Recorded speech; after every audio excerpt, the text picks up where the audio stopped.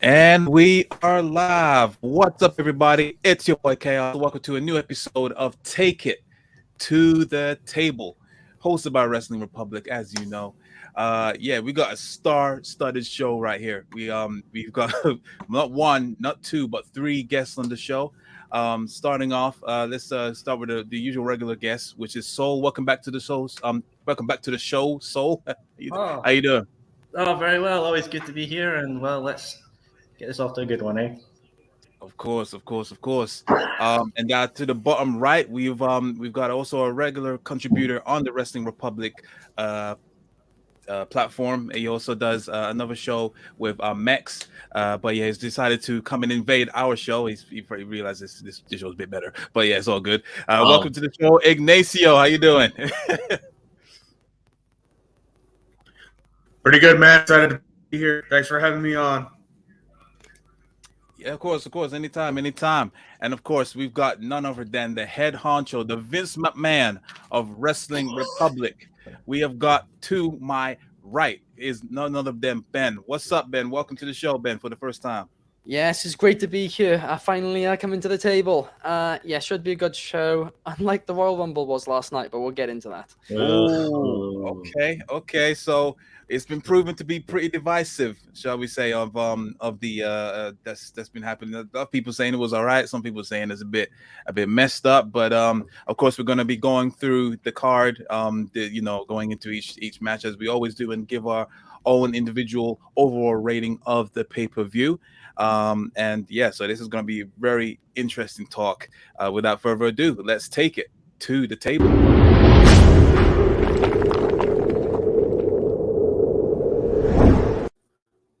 Alrighty then. Okay, so the pay-per-view has been and gone.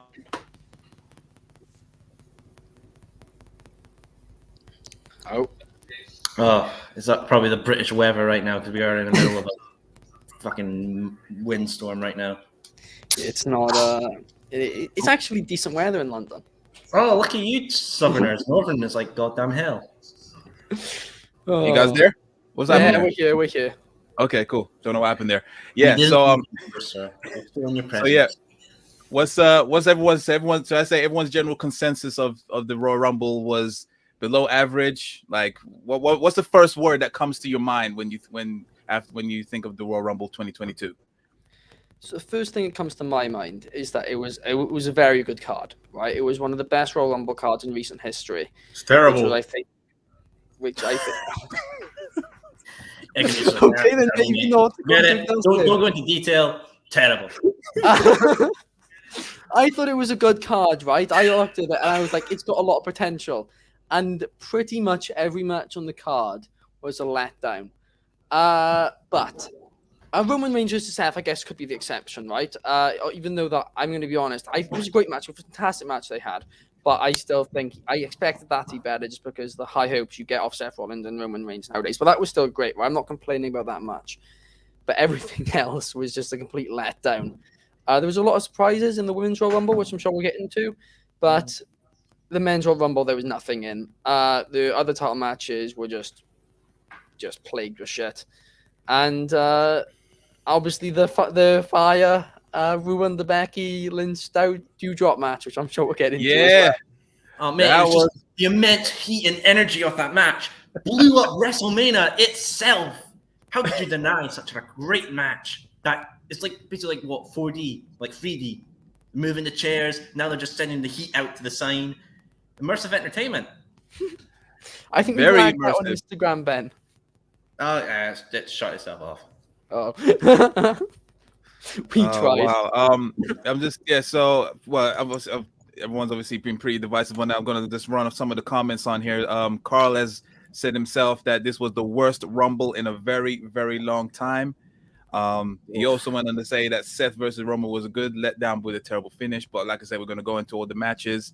Like I said, it's been pretty divisive, more negative than positive, I'd say. What about your thoughts, Ignacio? What was your thoughts on the Rumble pay-per-view as a whole? Absolutely. Well, as probably as the senior fan at a very first wrestling match I ever saw, was a 1989 Royal Rumble. And I can just say this is the worst Royal Rumble in a very, very long time. Oof. I mean, you can tell where WWE is at. They're kind of like in a state of limbo. It's like I think we're having some connection issues here. where to go. They're thinking, what do we do in the now? What can we do now to put a good card together? And they're not thinking about the future. The winners of the Royal Rumble, who came out winning the Royal Rumble, the finishes for the title matches, they're very, very much in a state of limbo and don't exactly know what they're doing. That's it. That's WWE's main issue. Then Yeah. now and forever pretty much just means now and is forever, pretty much. Pretty much. It's definitely more prominent than ever that they just really, the fact that two timers have won one of their biggest matches on the card, it just shows that they have just no faith, or they just can't be bothered to make new stars, even though that's going against their initiative that they're doing with NXT and the nil program or initiative that they're looking to do. I agree, it was definitely underwhelming, especially the men's rumble. What I see that so you say, so people are saying that this was worse than the 2015 rumble. Would you all agree with that, or is, because that's quite a high level to beat the 2015 rumble? I don't think it was as bad as that. No, I wouldn't have said that either. Ignacio, what about you? Would you think it's worse than the 2015 rumble? I think he's stunned in shock. I think there was some connection. Yeah, he's got some connection issues there, but I wouldn't. This Rumble had some good. Where they want to go, right? they were kind of just. Oh. Sorry. 1 second. They've decided to take. Hold on 1 second. Ooh, is this it? Is this the right way? No. 1 second. Got it. You're gonna be back in. There we go. Hey, we're back. Yeah, sorry. Please repeat what you said, Ignacio, please. Sorry, there was a bit of connection issues.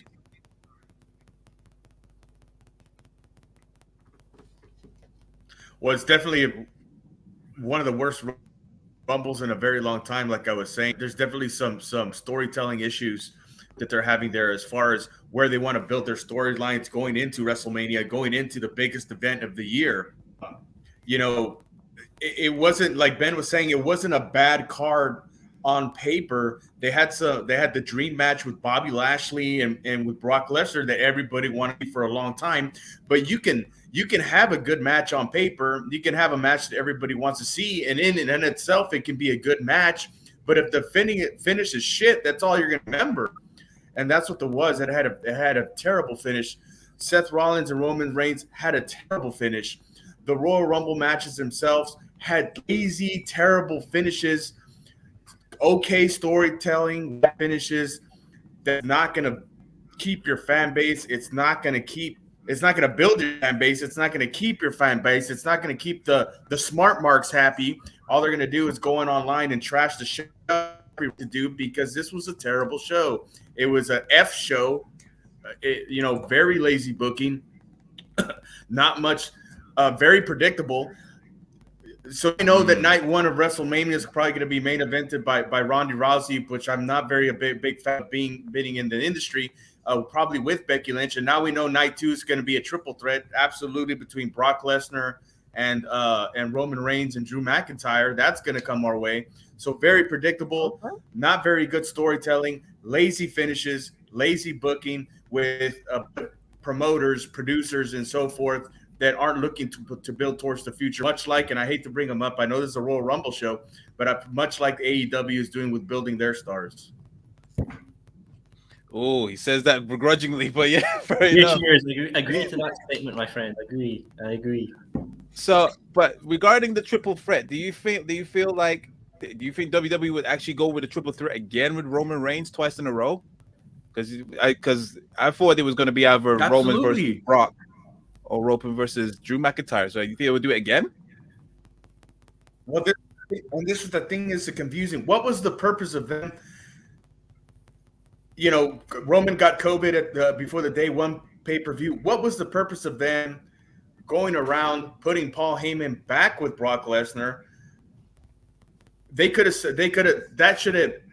I know to continue the story with Roman and Brock, but that kind of just broke everything up. It just didn't make any sense where they went into the Royal Rumble. Now Heyman's back with Roman just to screw over Lesnar. Why?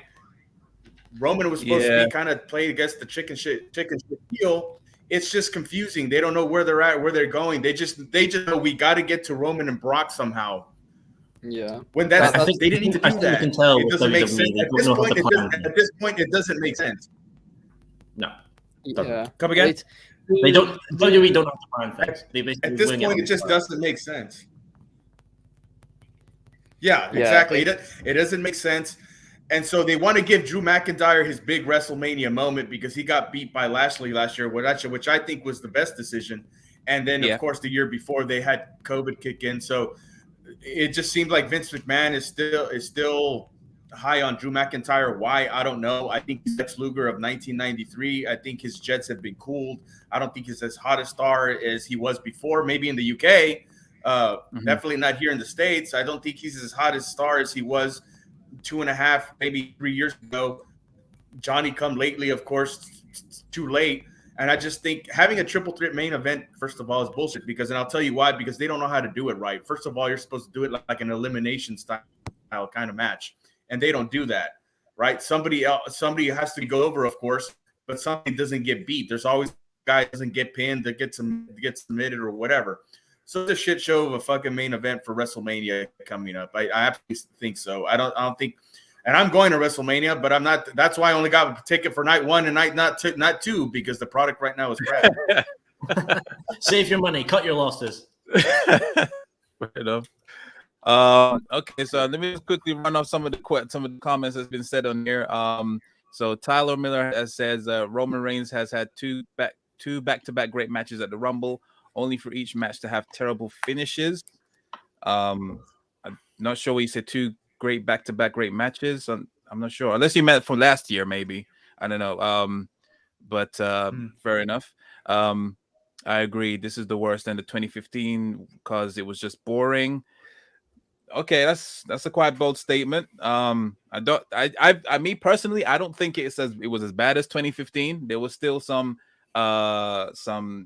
decent qualities out of it. Some decisions didn't make sense, but that's fair enough. And then Carl also goes on to says, "P off. Drew is a great man." Fair enough. Drew is a national hero in Scotland, and you do not insult the Lord and Savior. No, is that right? I do. Oh yes. There was, literally, when Drew won it in 2019 the Rumble, I was in a bar in Glasgow, and it was like, I don't know, we beat the English in the war or something like that. It was like, praise be, the best moment. It was amazing. We were all pissed, drunk, and we were just like, yes, we're united. We lost the referendum, and now we have a united front again. Good times for the country. As we go back real quick to the triple threat, I was having some connection issues a second ago, but with the triple threat, as of the minute, the plan is for night 2 of WrestleMania, and if I say as of the minute, this has been the case for months and months, is for just Roman versus Brock, 1-on-1. So I don't know where Seth's going to come into it, but also with in regards to the Heyman thing, originally what it was going to be is at the Rumble, Heyman was going to screw Reigns and then go back with Lesnar. Of course, then COVID and all that, it's completely screwed up. So I don't know if there was going to be another screw job again then or not. I don't know. So I have no idea why they keep changing it. But obviously, they had to get the title off one of them, and they thought they didn't want to end Reigns' long title one, I presume. So they instead decided to take the title off Brock, and the only way they could do that is by having a screw job. And I guess I'm going to be honest. I still don't think Heyman was needed necessarily in it, but that's the way they went. I think, Reigns just doing it himself would have been fine. But, yeah, that's the way they went with it. As for Seth, I have no idea what's next for him. I'm guessing they'll be doing Reigns versus Rollins again at Elimination Chamber. But also, this is another thing as well. I don't think as of a week ago, Brock was meant to win the Rumble. I really don't, because the plan was for him to have a match at the Elimination Chamber pay-per-view, presumably an Elimination Chamber match to, win the opportunity to face Roman at Mania. So I have absolutely no idea what changed. I think it's baffled. I think it's definitely due to day one. I got a feeling that most likely that the screw job was going to happen at day one, to possibly go to for Heyman to side with Reigns, and then but I think because it's been so prolonged and the way he's been his main man, like he's been an actual advocate. Because I think the week prior to day one, there was a little tension between when Heyman was saying don't talk to Reigns that way, and Reigns kept on saying don't talk to Heyman that way, that kind of thing. So I think that if they pulled the trigger on that on day one, then it would make more sense. But because I think they prolonged it all the way till now, and then you just see Heyman screw Lesnar out of nowhere, basically, it kind of does it. It does feel kind of out of place. Like we all expected it, but just because we expected it doesn't make it feel any more, any more sense. It makes any more sense. So I think that's why people are just not really buying it. That's how I see it, really. So I wonder if Vince Russo's back in creative. Oh God! Imagine he's not even mentioned. He's just working in the closet. He's working in the closet. Imagine we're seeing it right now on television. God damn it! All this shit's just crazy. All these swerves. Oh yes, you gotta love a swerve. No, you'd be able to tell. I was watching when Russo was at his best, and this is nothing compared to what he put on paper. Look, the thing is that I don't have an issue, and a lot of people are talking about the redundancy as far as the main event at WrestleMania. That a lot of people, well, we're getting Brock and Roman. We might get Brock and Roman again. I don't have a problem if it's just one-on-one with Brock and Roman and Paul Heyman, because that's been the best story in the company for the past 6 months, other than what they were doing with Bobby Lashley. But I don't have an issue with that because, like I said, Brock Lesnar brings a legitimacy into WWE that really nobody else can or has in a while. And Roman Reigns' character has been off the charts ever since he came back and became champion. But there's the issue is no matter who, and I don't make it a triple threat. I'm not a big Drew McIntyre fan, and I don't think he is the future. But Roman, who are they going to build up into after WrestleMania? That's the question. There's nobody with any momentum. There's nobody in a hot streak right now. Nobody who's racked up some wins and some character building. That was the issue with last year's WrestleMania. Out on top last year, they pulled his jets and had him beat. The question is who? We know the main events for but who are they going to build for after? And I think there's that just goes back to what they're not building any stars. They're doing something with Austin Theory, who I really like, who has an astronomical amount of potential. But then again, he's winning, he's losing, he's in these hokey skits with Vince McMahon, who's senile and doesn't really know what he's doing or talking about. He's not the character that he was 25 years ago with Steve Austin. So it's just like they're just all over the place. And that's the thing is they're not getting anybody ready for WrestleMania, which is the whole point of the build to WrestleMania.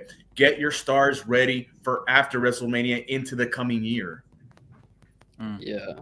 One thing which is interesting as well is the plan is very much, right? If you ask anybody backstage, the plan, and it's not like fully worked out yet. So, I mean, I won't be surprised if, something comes up for The Rock or whatever. The plan is firmly currently for next year's WrestleMania main event to be Reigns versus The Rock. That is firmly the plan for it. And presumably the title must be involved, right? So presumably either he'll hold the title until then or Brock wins it at Mania and then Reigns wins it back or something. If I was to guess, I'd have to guess that Reigns retains and takes it all the way to then. So what? 800-day reign? Imagine. I properly think it's gonna happen. Get the shirts ready.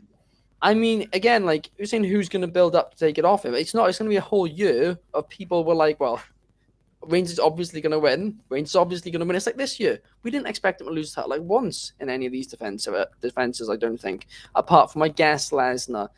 Some people speculate that he might win in their last match, so then Reigns would win it back. But no, that didn't happen. But yeah, they just gonna have nobody. I guess Drew. I guess they could have Reigns versus Drew at SummerSlam or something like that. But even though I reckon I think they'll pull the trick on that right after Mania. But it's going to be another year of just, it's predictable. Reigns is going to win. Reigns is going to win. Reigns is going to win. I mean, I know they want to run this as much as possible because obviously this is what they've always wanted back from when they pushed Reigns as a single star, where everyone actually, you know, he's getting a reaction out of people, probably the right reaction, and he's selling merch, all this kind of stuff. He's doing what they were planning him to do instead of back then when they were just shoving him down our throats.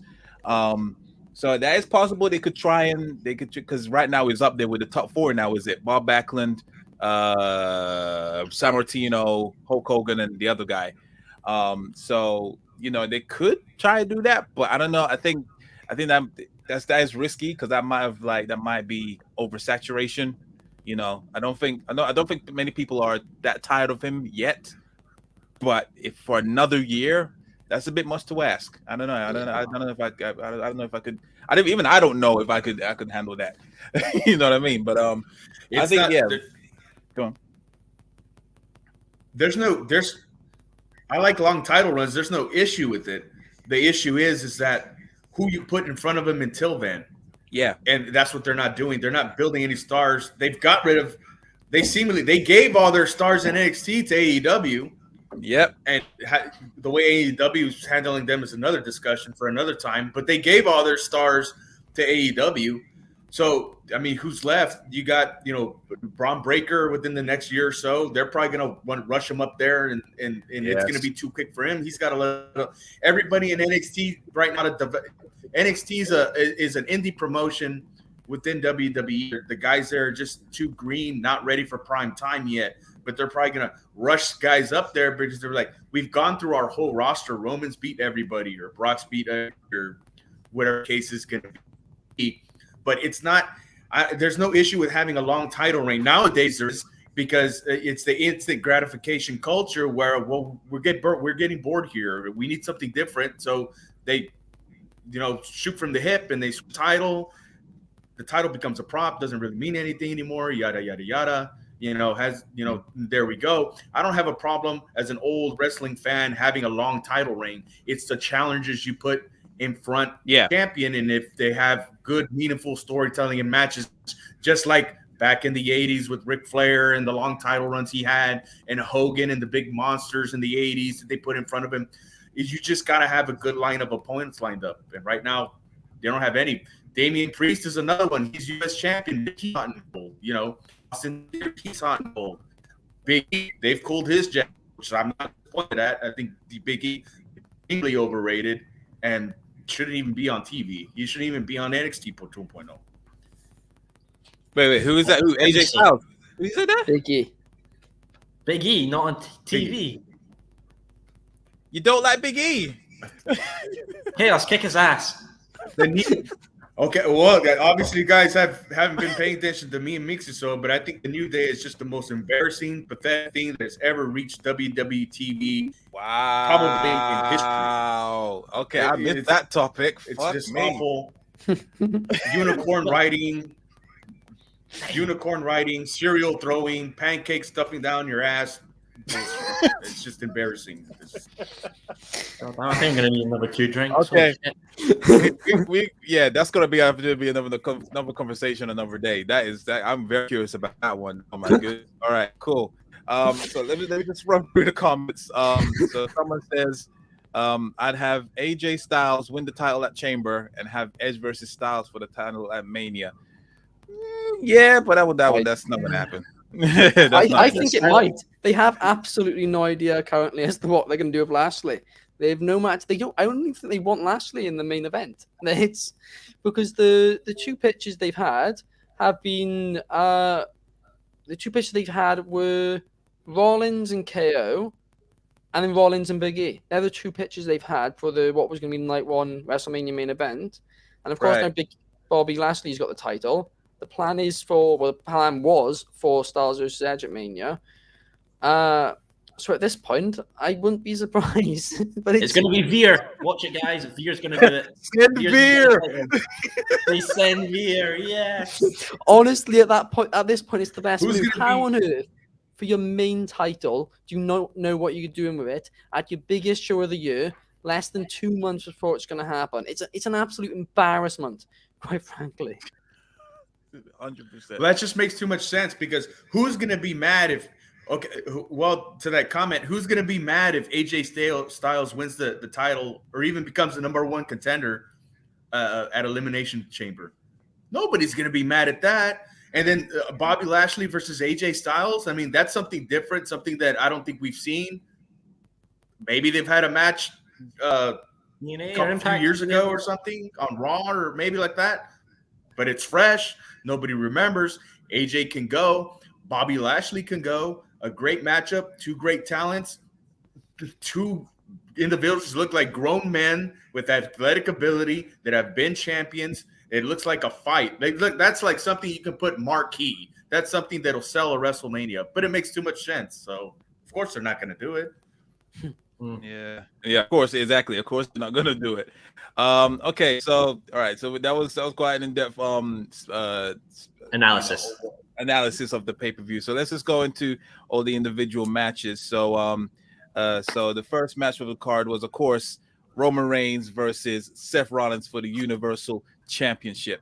Now I'll just go off by saying, am I safe to say that this match was pretty good up until the finish? Yeah. It was the best match on the card up until the finish.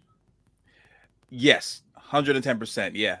It was back and forth. I love the thing that with obviously Seth Rollins with the entrance and with the Shield music. Awesome, very nice touch. Do you think that it was a bit too much of Reigns going off, like making out that he's getting into his head too much? Considering now he's been like, God mode. Oh, do you think that was it was a necessary level? I think it was necessary because they've been like, this Blood Brothers things for that whole time. They're really popular as the Shield, and obviously Rollins was the one that turned heel and hit him with the chair, which we saw a reference to tonight. So I think, it's fair enough. It's like, seeing your friend who's been away for years comes back in the same exact attire. You'd be a bit freaked out. Yeah, I think it was a good attempt at good psychology. I think it was successful coming out with the old theme music, the gear, and then everybody knows that John Moxley's been in the limelight lately with him coming back and his return with AEW. They referenced him a couple times on the pay-per-view at the beginning when Seth was making his entrance. So I think from a psychology standpoint, it was a great match. Seth Rollins sold very well. Both men did absolutely tremendous. It was a good match up until, like I said, up until the finish, and then we get shenanigans. Why? Because we gotta have a good matchup, or we gotta have something to please the Saudi king or whoever in Saudi Arabia. We gotta have a good match. We gotta have a good match there. But up until the finish, I think it was easily the best match on the card. Good psychology, good selling, good facials. Like they were really. It was a really competitive match. Each man tried to win when they could. So yes, it was easily the best match on the show. Great job by both individuals, and of course, we can't blame them for the finish. Who came up with the finish? Who knows, Vince or whoever. But I mean, it's just to me, this match needed a finish. It needed a clean finish, and we needed a fresh opponent for Roman Reigns at Saudi Arabia. 100%. If I had to pick the finish for this match, which would have called back in the Shield, I would have had Roman Reigns hit Seth Rollins with the paradigm shift, John Moxley's finisher. Oh wow. Okay, that would be interesting. I would agree with that. I mean, I would definitely love a clean finish. With them actually recounting the paradigm shift. What was it called in the WWE? 30 Deeds. Like, that was a double underhook, wasn't it? It wasn't exactly like it wasn't elevated. Yeah, that would be interesting, but the finish should have been clean. If anything, maybe when Seth was reaching out to do the fist bump, he probably should have pretended to do it, and then either Bulldog choked him to submission, or or just a devastating spear of somewhat. That's a clean finish. I don't see what. So you're saying that they're most likely going to rematch at the Elimination Chamber in Saudi Arabia? Yeah.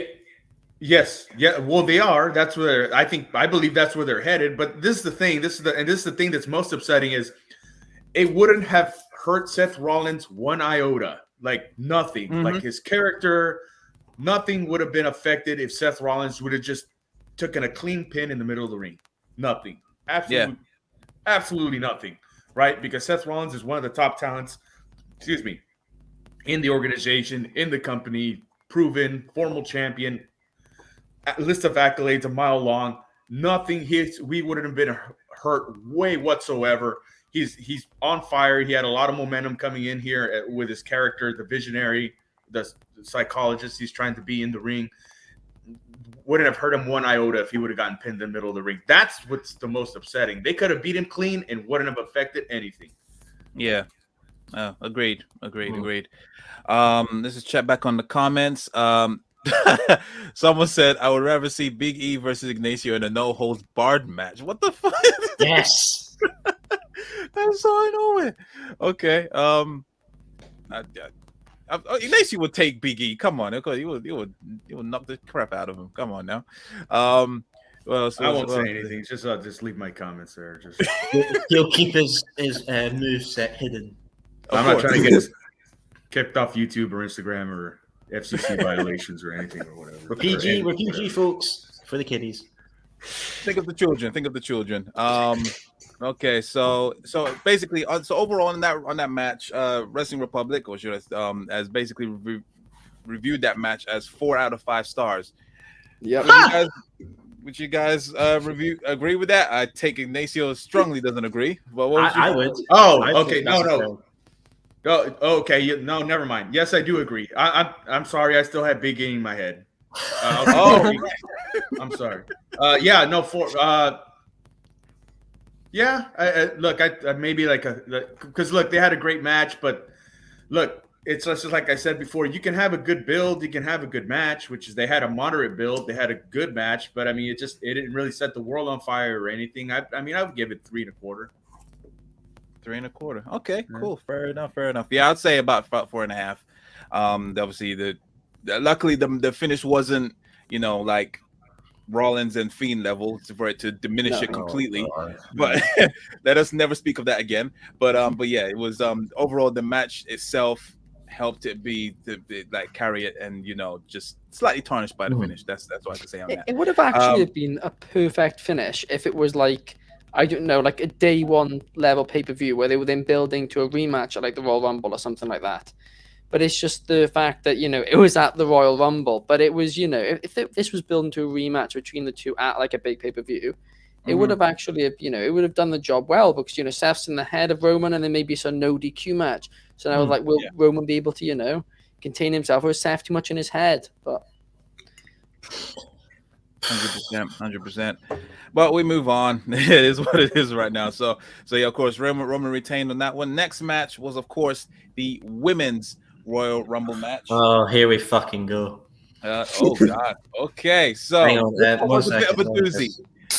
This one was a bit of a doozy for me. Okay, so first off, I must admit it's a real shame that they announced Sasha Banks before the Rumble, the day before. Like, why couldn't that have been a nice surprise? Now, obviously, the second entrant was, of course, Melina. Boy, did she have a good run. That's the way WWE treats their ladies, folks. My word, what the fuck happened there? That was. I mean, she looked good. It was all good. Done little poses, and then one move like a knee strike, and then she gets thrown out. I'm trying to like say, okay, maybe it was a botch, but I watched it. It wasn't. I don't know. I like to say that's a representation of the women's division during Divas era. One move and finish. Yep. Yeah. But let me tell you, look, I'll say this. I've seen Melina wrestle within the last year. She comes a lot to Texas to wrestle for a Dallas promotion, and she can still go. Absolutely. If you've seen her matches at the NWA, she can still go. And if you ever had, you ever have a chance to meet her in person, the absolute best wrestling personality that I've met in person out of all the meets, because she'll engage with you, she'll talk to you. Very nice individual, very nice person. Does a lot for the wrestling community. So yes, but yeah, that's just the way WWE treats their legends. Poof, she's out. Entrance and she's out. They just wiped their feet on her, and I don't. Yeah, I'm pretty sure she, as soon as she went backstage, there was a bin bag with all her stuff in it, just saying, "Here you go, off you go." It was embarrassing. It was embarrassing, but I mean, she got a good payday out of it. That's all it really meant to her. That's it.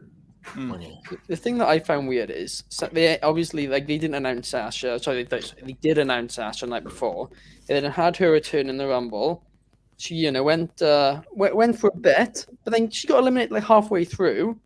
And it was like a really weird elimination too. It wasn't anything which would set up a big storyline anyway. Nope. I don't think.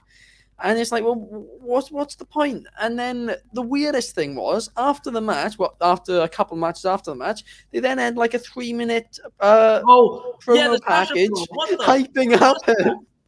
I was expecting her to be like, Sasha's retiring or Sasha's moving to another brand. It was just out of nowhere. What the fuck was that? It was like, sorry we eliminated you, but here's a promo package to make up for it. That was... What the fuck was that? That was, I don't know, that was really weird. They could have thrown any other package, but that was, it didn't make sense. But yeah, okay, so that was obviously a highlight. There was some decent, not surprises, but there was some nice, appearances, so to speak. Obviously, we got to see Ivory in her right to censor gimmick, which was great. I thought that was great. Yeah, that was pretty cool. Like she got eliminated whilst doing a promo, which was hilarious. Rhea Ripley, I think she had a good run at certain points. She was cool. Bianca, who was it?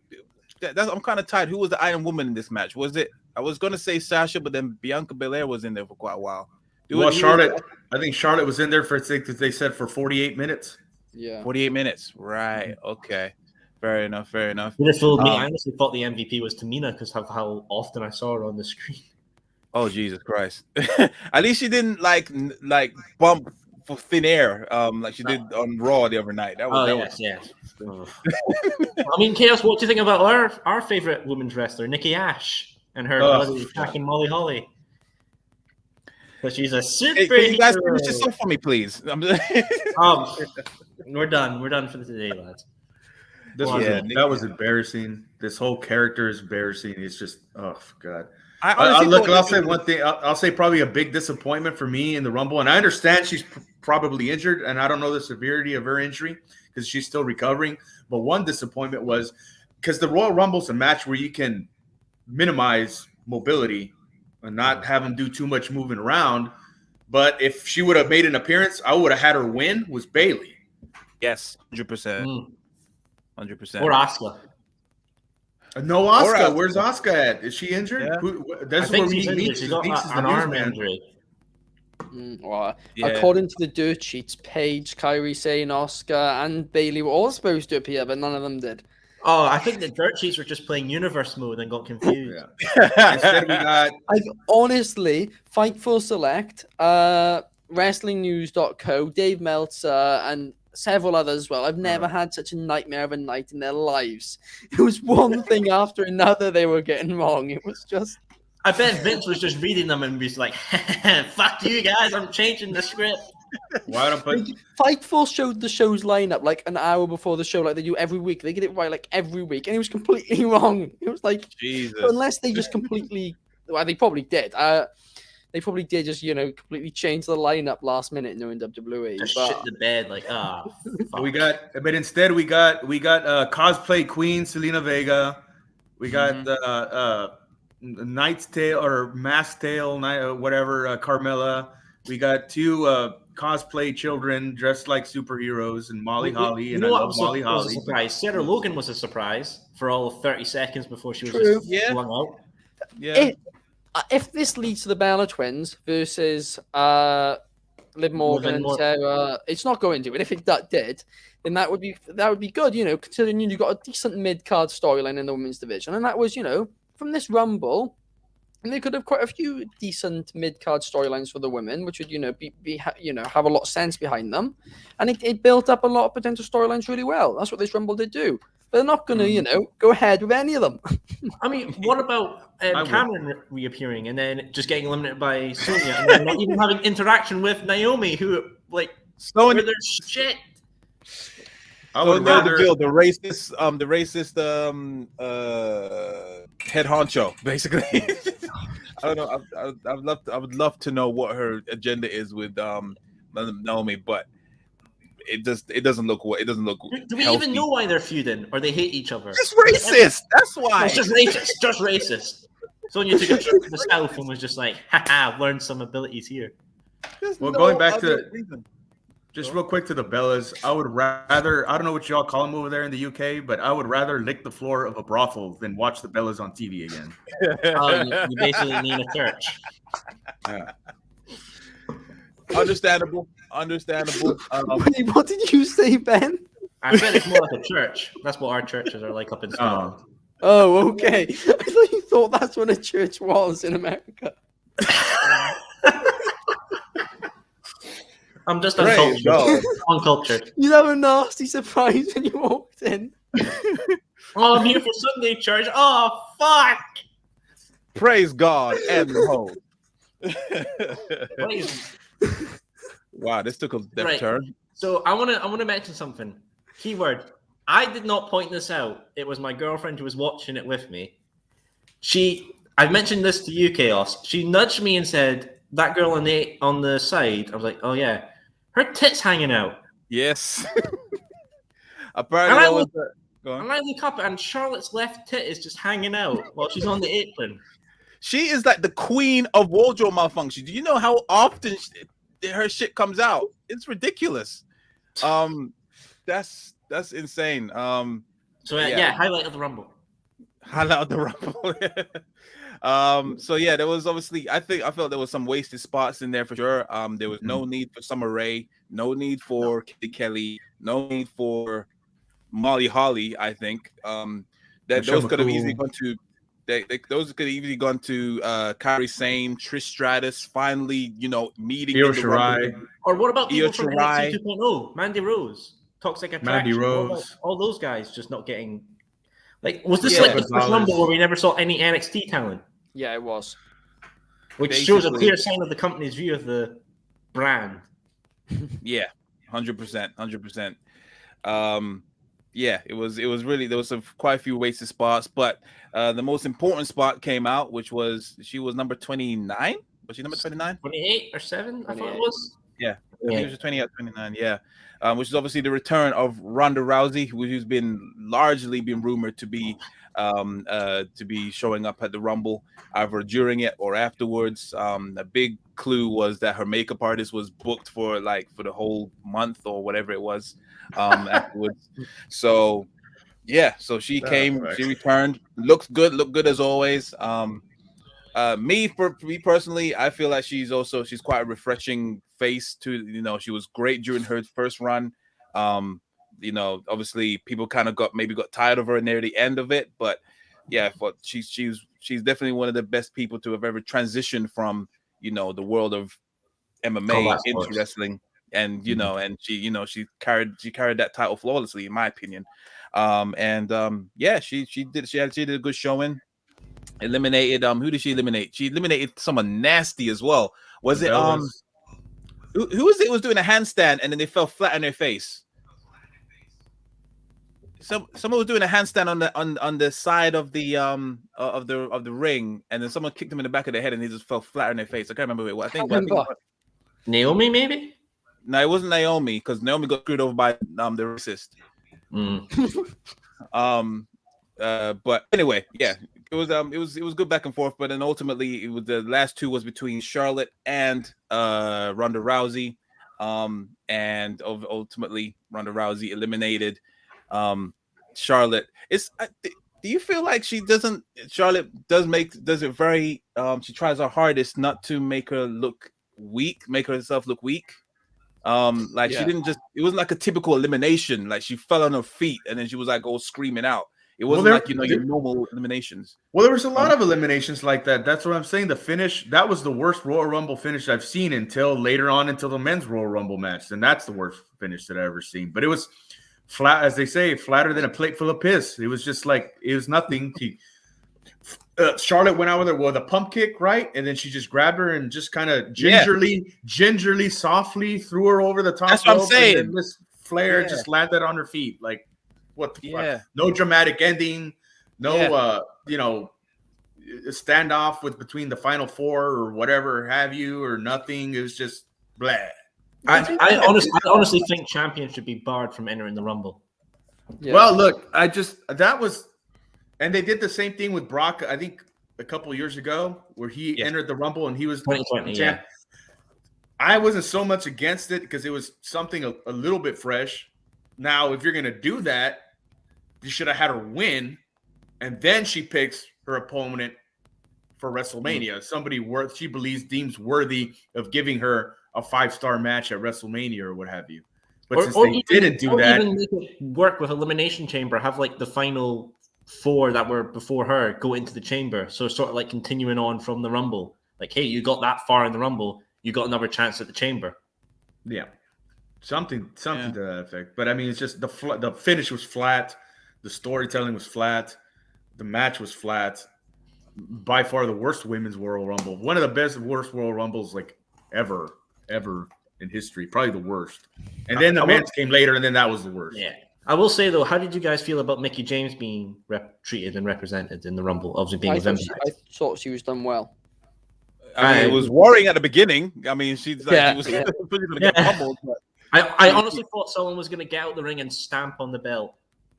Something, Just do some dumb shit like that. Like, here we go. Well, it's just like kind of like me and Mason discussed. It's just was just much to do about nothing. I mean, somebody when the Royal Rumble was coming around, it's not like Vince McMahon said, "Oh, Mickie James, got to bring her back, pal," or whatever the fuck. It was just somebody hey, let's call Mickie back. Let's give her a payday. Let's show it was more sympathy. Yeah, whatever. And then it's not like Impact next week's gonna have 1 million viewers on their 4th-rate TV network or whatever that they're gonna have.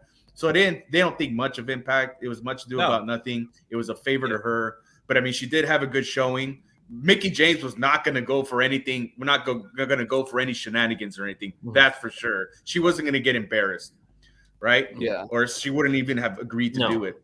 And so, it's like they gave Impact some recognition, whatever. And I knew they were going to have some kind of confrontation with Lita. They got a big history. So it was she put on a good show. She always does. So she did very well. I did like Corey Graves' little comment after she got eliminated for like, "Oh, thanks for coming and making an impact." Yeah, I didn't even catch that. The one thing though, which nobody's really picked up on, is the fact that WWE didn't call it the right name when they announced it or when on the graphic. It's the Impact Knockout Championship. Oh yeah, they called it the Impact Women's Championship and everything. Oh, I did not even call that. Okay, that's Impact and stuff. But okay, I didn't really look at it that close. I'm not sure how Impact feel about that, but.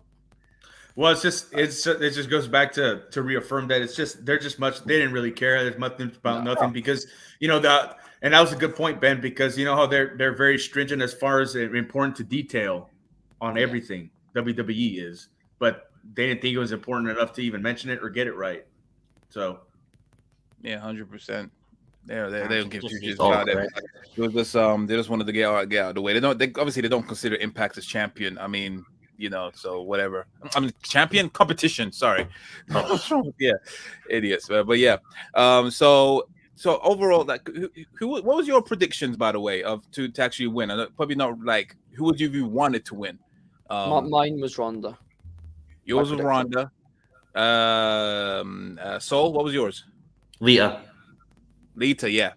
My one was going to be either Lita or a returning Bailey. Ignacio. I think when me and Beeks discussed it a couple. I think mine was a returning Bailey, or Charlotte Flair. Or Charlotte Flair. Okay, fair enough. I thought yours. Soul on the Instagram yesterday. It's CM Punk. Oh yes, of course, definitely CM Punk. And I wasn't using a little word called sarcasm. because every number since 2014 has been, CM Punk's going to come back. It's going to be at number 30. We're going to hear cult personality again. It's going to be good times. Yeah, no shit. Sarcasm, guys. You literally put in the message, not in the message, in the think post we did, that's what we're meant to say around the Rumble, right? Blatantly being sarcastic. Yes. Not a single person in the comment section realized you were being sarcastic and was like, there was one who person is who this commented, idiot? like, this is the disgrace to wrestling. This person actually thinks CM Punk's going to be in the Rumble. What an embarrassment. Oh my god. God. Go sit in the corner. Like, just tell him to go sit in the Sit in corner. the corner, boy. Shut up. Fuck now. Let me raise. I'm sorry. What was you gonna say? Let me raise a question here. That now going forward, we know Ronda's probably gonna 99% sure she's gonna challenge Becky for the title. Now let's go the other way. Who's lined up for Charlotte Flair? Well, apparently from the dirt sheet, it's the other way around. They're saying that it's Ronda's actually going for the Flair. SmackDown Women's Championship. Ronda's going to be on SmackDown. Yeah, she's actually going for the SmackDown. Yeah, because apparently her dates are actually going to be for SmackDown. She's going to be aligned to SmackDown. Charlotte has been pitching for her against Ronda for months, and they're probably going to give it to her. Because there's nobody else for her to beat, or nobody. There's no other marquee name for her to try to get the main event at Wrestle. If it's going to be okay, then I'll go the other way. If it's going to be Ronda and Charlotte, then that's going to main event night one of WrestleMania. See, here's something I wonder though: how does USA Network feel about this? Because they've got Brock. Yeah. Brock's going to be with Roman on SmackDown, and Charlotte and Ronda are going to be on SmackDown. Raw's kind of got fucked over. They have, and it's not even just in that, right? It's not even just that SmackDown have got all the biggest stars. We've spoken about this earlier on as well. They've got no plans for the WWE Championship as of right now at WrestleMania. They have no plans for the Raw Women's Championship at WrestleMania. They're thinking, maybe we throw it back to Becky Lynch versus Bianca Belair again. They have absolutely no plans for any Raw storylines as of right now. If I was USA, I'd be fuming for the money that they're paying for the show. Think about it, though. USA has been absolutely screwed over. They were promised a third brand with NXT, which has just basically been turned into a shit highlight show. And then Raw has just been like 3 hours of crap, which it's been for the last couple of years. I would be absolutely fuming. Like, I've paid you this good money for all this shit. Give me better content. But it's not Fox money. It's not Fox money. It's not Fox fuck you money. I know. I reported it a few months ago that WWE they want Disney to buy them. That's the option. They want to buy them, and they want to try and get the deal done, soon enough. But I have said, recently that there was some rumors and stuff after the Disney Plus deal that this confirms it. It doesn't confirm it. We've confirmed that it is just them testing the waters, expanding into Indonesia. It's got nothing to do with Disney really, and it's not actually, even though it's on Disney Plus, that's not who the actual deal's with. It's with Star or something like that. Star. So Star is like international thing for Disney Plus, where they just show shows from ABC and everything. Yeah. So that's who the deal's actually with. So it doesn't mean necessarily that, long-term things happening with Disney or anything like that. But this just proves to me now that they must be going after that Disney deal more than the NBC deal, because NBC are interested in buying. But so what you're saying is we can get Undertaker in the Disney parks, just walking around signing autographs. For fuck's sake. Yes. If a Disney comes out, Tombstone's goofy, good days. Let's go. I'll say this, right? A Disney deal, Disney buying WWE would be the best thing that's ever happened to the company, right? It's way better than the NBC deal. No. You're not like Disney aren't going to touch the well, they aren't gonna thingy the product or anything like that. But what they will do is they will be stricter with booking. So if I say Vince is making decisions like they're currently doing now with Vince's team, they'd be gone. Mm-hmm. It's not even Mickey Mouse isn't going to be turning up and all that, right? It's just like Marvel. Like Mickey Mouse isn't turning up on Marvel when he owns, they own Marvel and all that. It's not going to change WWE at all in terms of that. But what it will do is their business will do a lot better, because obviously it's Disney. Nobody can beat them in marketing. The booking, if there's any issues with booking or ratings or whatever, people will be fired, and they will bring in better bookers and all that shit. It's not going to slide. That's what that's what it comes down to. It's not going to slide. Shit's not going to slide anymore. So honestly, a Disney deal would be fantastic if NBC bought the company, which still could happen. I mean, it's clearly the fact that they're not giving a shit about Raw and NXT, and the fact that obviously WWE have done great sales for Peacock so far, but Peacock is 1.1 billion in debt. It's been a complete failure. But it's yeah, I mean, it must be that they want the Disney deal over the NBC deal, and honestly, I don't blame them, because Disney would ensure the future of the company, whereas NBC would, maybe not want to tread on WWE's toes, even when they own WWE. Yeah. This is gonna be fun. Well, the thing is that look, the more people, and I get you made a good point, Ben, about as far as like the other trademarks or companies or intellectual property that Disney has purchased along the way, Marvel and so forth. They've kept those entities separate as far as like the cartoons and the Marvel over here. Not we don't see Winnie the Pooh or Mickey Mouse and Marvel or anything like that. But WWE's it's different. It's a live event. Throughout the year, sports entertainment, sports like product. So this is the thing: is if it did happen, will they leave Vince McMahon in place or have Triple H take over, and that becomes less and less likely as we go on, or bring in Shane McMahon or whoever, Stephanie? The thing is now you have a company overseeing your company, and this is what happened to WCW back in the day, is that little by little they're going to start getting more non-wrestling people involved in the product that they think are good ideas and good for the company and good for the product. In reality is you get more non-wrestling people involved in the wrestling product quality, and WWE's product quality is down now. It's just going to get worse, and they're going to try to break off and do other things within WWE that I think is going to bring down the product, minimize it, much like maybe do fucking comic books or movies or some bullshit. Now you have your talent. Now you have your talent focused on other things. You have creative people focused on other things. You have non-wrestling people making wrestling decisions, which they already have. They have Nick Khan, who is a non-wrestling person making wrestling decisions. That is part of the problem of these releases and creative issues that they're having, is because they have a non-wrestling person in a high-ranking position making wrestling decisions. Yeah, that is very true. To be fair, Nick Khan, a lot of people aren't realizing this. Nick Khan is a lifelong wrestling fan. He used to watch it with The Rock back in the day, right? Him and The Rock used to go to events together. As children they used, but yeah, I mean, Nick Khan obviously with the release and stuff, it's because that they want to focus on younger stars and develop new ones, and then save the money for the sale. Right? That's what Nick Khan's doing. He's just getting the company ready for a sale. But currently, you have two sides of WWE, and this has been the way for the last 5 or so years, right? At minimum. So you have one side, which is the business side of the company, right? Yeah. And you have the other side, which is the booking side of the company. Now, the booking side of the company basically reports to the business side of the company.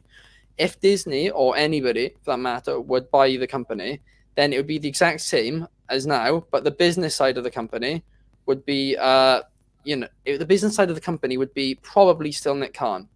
But it would be Nick Khan, then reports to one higher, to Disney or whatever, and just keeps the reports, reporting to them so they're happy. If then the higher ups aren't happy, and then believe then they report the instructions down, and then that gets sorted like that.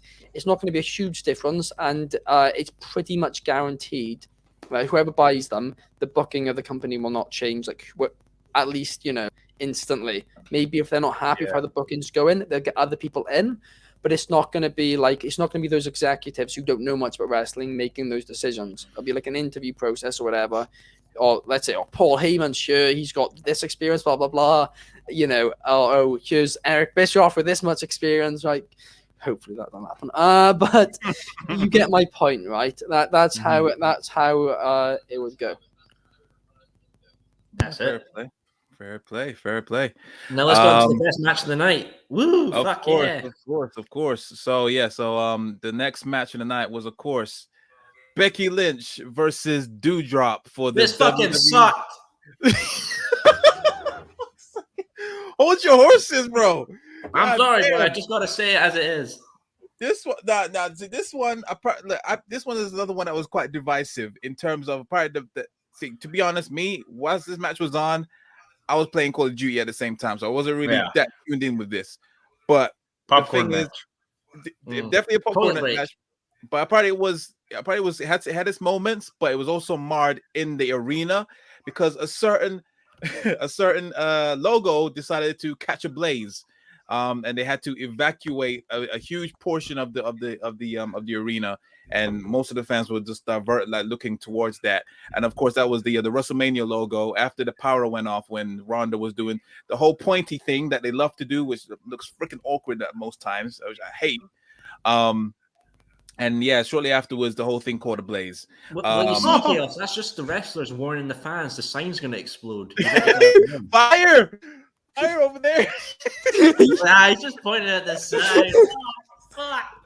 It's a fire, guys. It's a fire. No, you idiots. Fucking move. There's a fire over there. Hey, wrestler points.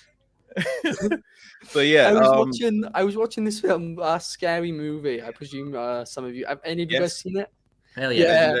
And some girls on the stage like doing acting, and she's like, "My boyfriend's been murdered." And they're all saying, "Oh, what a great job!" And he's actually been murdered. This is Oscar worthy. Legendary scene. So I don't remember much of this match. All I remember was a lot of times it looked like Doudrop was doing the same move again and again. She was bouncing off the ropes and doing splashes, half of the time missing them, half of the time hitting them. It was kind of weird. But yeah, Soul, would you please divulge into why you think this match sucked? Capital letters, please. Well, I mean, this match, the match was just much ado about nothing. Like I said, when's the last time you heard Becky Lynch being in a popcorn match, right? Exactly. It just shows, Doudrop. I don't know how much popularity she has in the UK or whatever, but I mean, it's just like she's still green, even though she was on NXT UK, whatever, what have you. She didn't have a lot of steam or momentum behind her. It was just a filler match. Somebody to toss the Becky in between now Saudi Arabia and WrestleMania, and they wanted to do something different. She tried to do the best she could, and it was an okay match. They didn't set the world on fire. It was uneventful, not entertaining, lackluster. Doudrop's got a lot of work as far as perfecting her craft, if you want to call it that, the being a big girl wrestler, wrestling a big girl, big person style. Becky sold her ass off, did her best with what she had. So yeah, can't totally blame her. She was trying to make chicken salad out of chicken shit, like we say here. And it just was what it was. It was a bathroom break match, popcorn match, and it's just a shame that you have to call a Becky Lynch match a popcorn match or a bathroom break match. It's just fucking terrible. 100%. I think the booking was all over the place. But then again, if your story is on Raw, then you kind of like shit out of luck, to be honest. This thing was just the build-up was non-existent. It was just Doudrop keep complaining, give me a match, and all this stuff. And like, but why is she not dropping this fucking name? Now, what's wrong with Piper Niven? There's nothing wrong with that. Mate, I'm always surprised Vince didn't call her Haggis or some shit like that. Oh my god! It's it's absolutely freaking ridiculous. It's absolutely irritating. But either way, quickly just summarizing it. Yeah, Becky retained. Also, Ben, what was your thoughts on the match? Do you think otherwise? No, it was just boring. It was okay for what it was. But the fact of the matter was, the crowd wasn't into it, and when a crowd's not into it, especially when the crowd was super into everything else, it just feels a lot shitter than it actually is. The sign was on fire. Nobody gave a shit. It wasn't anything great to begin with. Everyone enjoyed the sparkly Doudrop, as her name's Doudrop. And it's a shame because she's such a good wrestler. She is. But that's when it comes down to it at the end of the day. Shit Raw booking once again. I'm constantly reminded why I don't watch the show, and I haven't done in 18 months. You do much better than me. I still put myself through it. I don't know why I do it. I'm just a fool. But I mean, in terms of ratings, you was pretty, even though it was shit, you gave it a 2 out of 5, 2.5. Yeah, I mean, it's because again, like the actual match wasn't shit. It was just the fundamentals were fine. So I don't have it up here right now what we actually gave it per category on the graphic, but yeah, no, the fundamentals were fine behind it. Becky Lynch did a good job in trying to get the crowd going. It was just the crowd wasn't into it, and it was nothing special. So it wasn't like this was some awful match, right?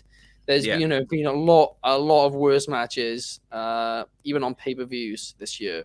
But it's just the fact that the crowd, well, not this year, last year, but it was just the fact the crowd weren't into it, and it was the one match of the card as well, which nobody particularly cared about. This should have just been a Raw match. Oh yeah, definitely. Oh yeah, 100%. It would have been a throwaway episode match for sure. I'm fair enough. Ben, do you not just give it a star for the sign exploding for excitement? Boost up the ratings a bit. It was that good. It just melted the whole flipping sign. Oh my goodness. Moving swiftly on.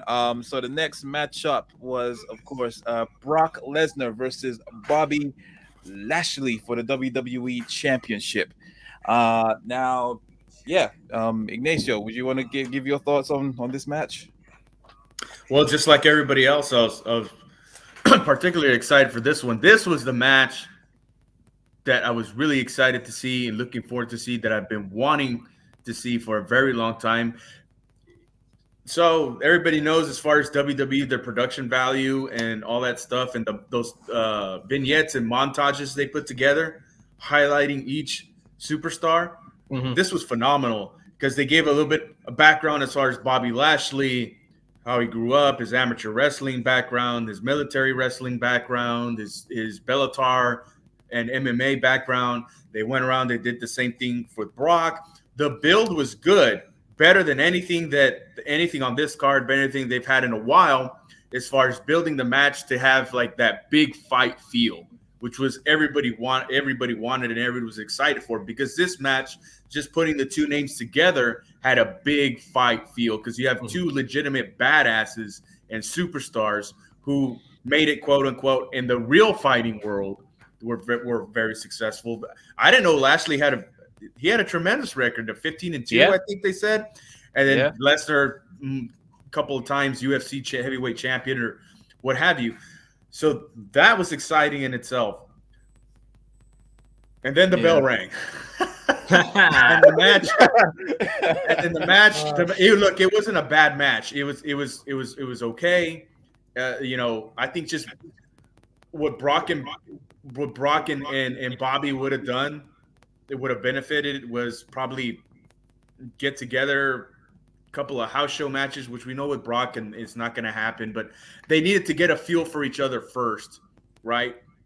Which was a lot of the talents do now. They usually have like a house show run, whatever. They get comfortable, they put the match on pay-per-view or on TV or whatever. I think if that would have happened, the match would have been a lot better, of course. But it was just, to me, it was subpar. A lot of big power moves, the power spots with Lashley spearing Lesnar through the wall or with a barricade or what have you. We knew we were going to see that. We knew we were going to see the suplexes. It just, the buildup was so good. It just kind of just, for me, fell flat, kind of subpar. It could have been better. It had a lot of potential. This had a lot of potential to be a really good main event match at WrestleMania, but it just wasn't as big. And then the finish came, and then that just turned it into a steaming turd. It's just like, I give it. It's just disappointing. I give it. If you were going to give it a star rating, I'd give it like 2.5 out of 5, because it's just, wow. It just had the potential to be more with who you had in it. I love Brock Lesnar because of the legitimacy he brings to the product in the industry. I love Bobby Lashley because of the legitimacy he brings to the product in the industry. But I just think, I think it was that lack of just kind of clashes. They're just not comfortable with each other in the ring, and that's why it didn't move as fluid as it should have. Yeah, Brock's always better with smaller guys as well. Sure, yes. Well, unless you're Goldberg. I mean, like he's had some good 2 bangers like with Goldberg. So true. 2 out of 3 bangers. But he's I can see where you're coming from in that aspect. To me, I was in terms of the finish, I was predicting either in this match or in Reigns versus Seth, there was going to be an interference with someone was going to lose their title out of one of them two, for it to eventually end up being Reigns and Lesnar at Mania. So I was expecting that. Do I think that it was the right call to do it in Brock's match? Maybe, maybe not. Simply because of the turn with Heyman, because it's so prolonged, then there seems to be like a synergy, or like they're they're besties, only for Heyman to turn on him. It just doesn't really sit well with me. If it happened at day one, that would have been fine with that, but not in this one. But yeah, I would say that this way it started off pretty hard hitting at the beginning. I think, but didn't Lashley get speared through the barricade? Wasn't there a point? I think Lesnar got speared by Lashley. Oh, did he miss? I think he missed. Lesnar, missed. Yeah, he missed because Lesnar moved out the way. Yeah. So yeah, there was obviously the screwy ref bumps and all of that stuff, and then Reigns comes and takes over. But another ref bump. I thought it was terrible. Gotta love a ref bump. But to be fair, like WWE is kind of toned down on those. You don't really see that much. If I never see one again, it'd be a week too soon. I never see another fucking ref bump again. Why don't they hire bigger refs? What the fuck? And they got to make the refs look small against the wrestlers. They can't have a ref towering over Brock, like just picks him up and puts him in the corner. Like, no. I need to say, it's believable. Fuck, look at UFC. UFC had Big John McCarthy, who was bigger than half the guys that fought in the UFC at the earlier years. I mean, it's believable. The worst thing is when they have a female referee in a woman's match, in a male guy's match. Damn. One thing I definitely kind of messed up the ending as well is obviously when the ref bump happened and then Reigns came in. Like the next ref came in whilst Reigns was still in there. He could have easily, disqualified them. Like, why? What? You saw what happened. Like, why is Reigns in there? You know what happened? Why did you just disqualify them? But the ref was still going on. Just Reigns puts his hands up, like, oh no, mate. I'm just a tourist. I thought this was a good match. I want to get front row seats. Bring the immersive the action. I wasn't doing anything. They just send refs like nobody's in the back. None of the refs are watching in the back. They just hey, get out there. It's like a conveyor belt. They just shoving them out. They're just knocked out. Vince takes off a flip flop, slaps him across the face, and like you're required. That's so ridiculous. But fair enough. Yeah, that match was. I thought it was pretty decent. At the time, maybe because I was half tired, I was like, yeah, I'm loving this finish with Heyman turning on him, like I was expecting it. But now since I've given it time, I'm just like, yeah, maybe it doesn't really set right. But yeah, that was my thoughts on that. What about you, Ben? What was your thoughts on the match, Ben? The main issue I had was the fact that they were no selling at the start. Like they were like they took multiple suplexes and they were like not even like thingy. But I'm like, yeah, okay, they're two big guys, but it would still, maybe they'll get up after a few seconds, but no selling it. It's ridiculous. It completely kills the legitimacy of the move. And coming from two guys who are supposed to be legitimate amateur wrestling badasses, no selling suplexes the first 4 minutes of the match or whatever it was. It's just it didn't live up to the hype, and that's not necessarily the talent's fault. It's creative booking, what they wanted them to do or whatever. And Brock does have some leverage or some say so on what he can do and what he can't do in his matches. He's just decided not to exercise it here for whatever reason. Yeah, I thought they were gonna be like, because sometimes he does have some leverage on who he wants to like bump for, and there's quite a few people that you'd be surprised that he bumps for, unless you're Dean Ambrose. But for this one, the chemistry wasn't quite there. Maybe it didn't need to have a house show or two, but obviously they ain't gonna do that.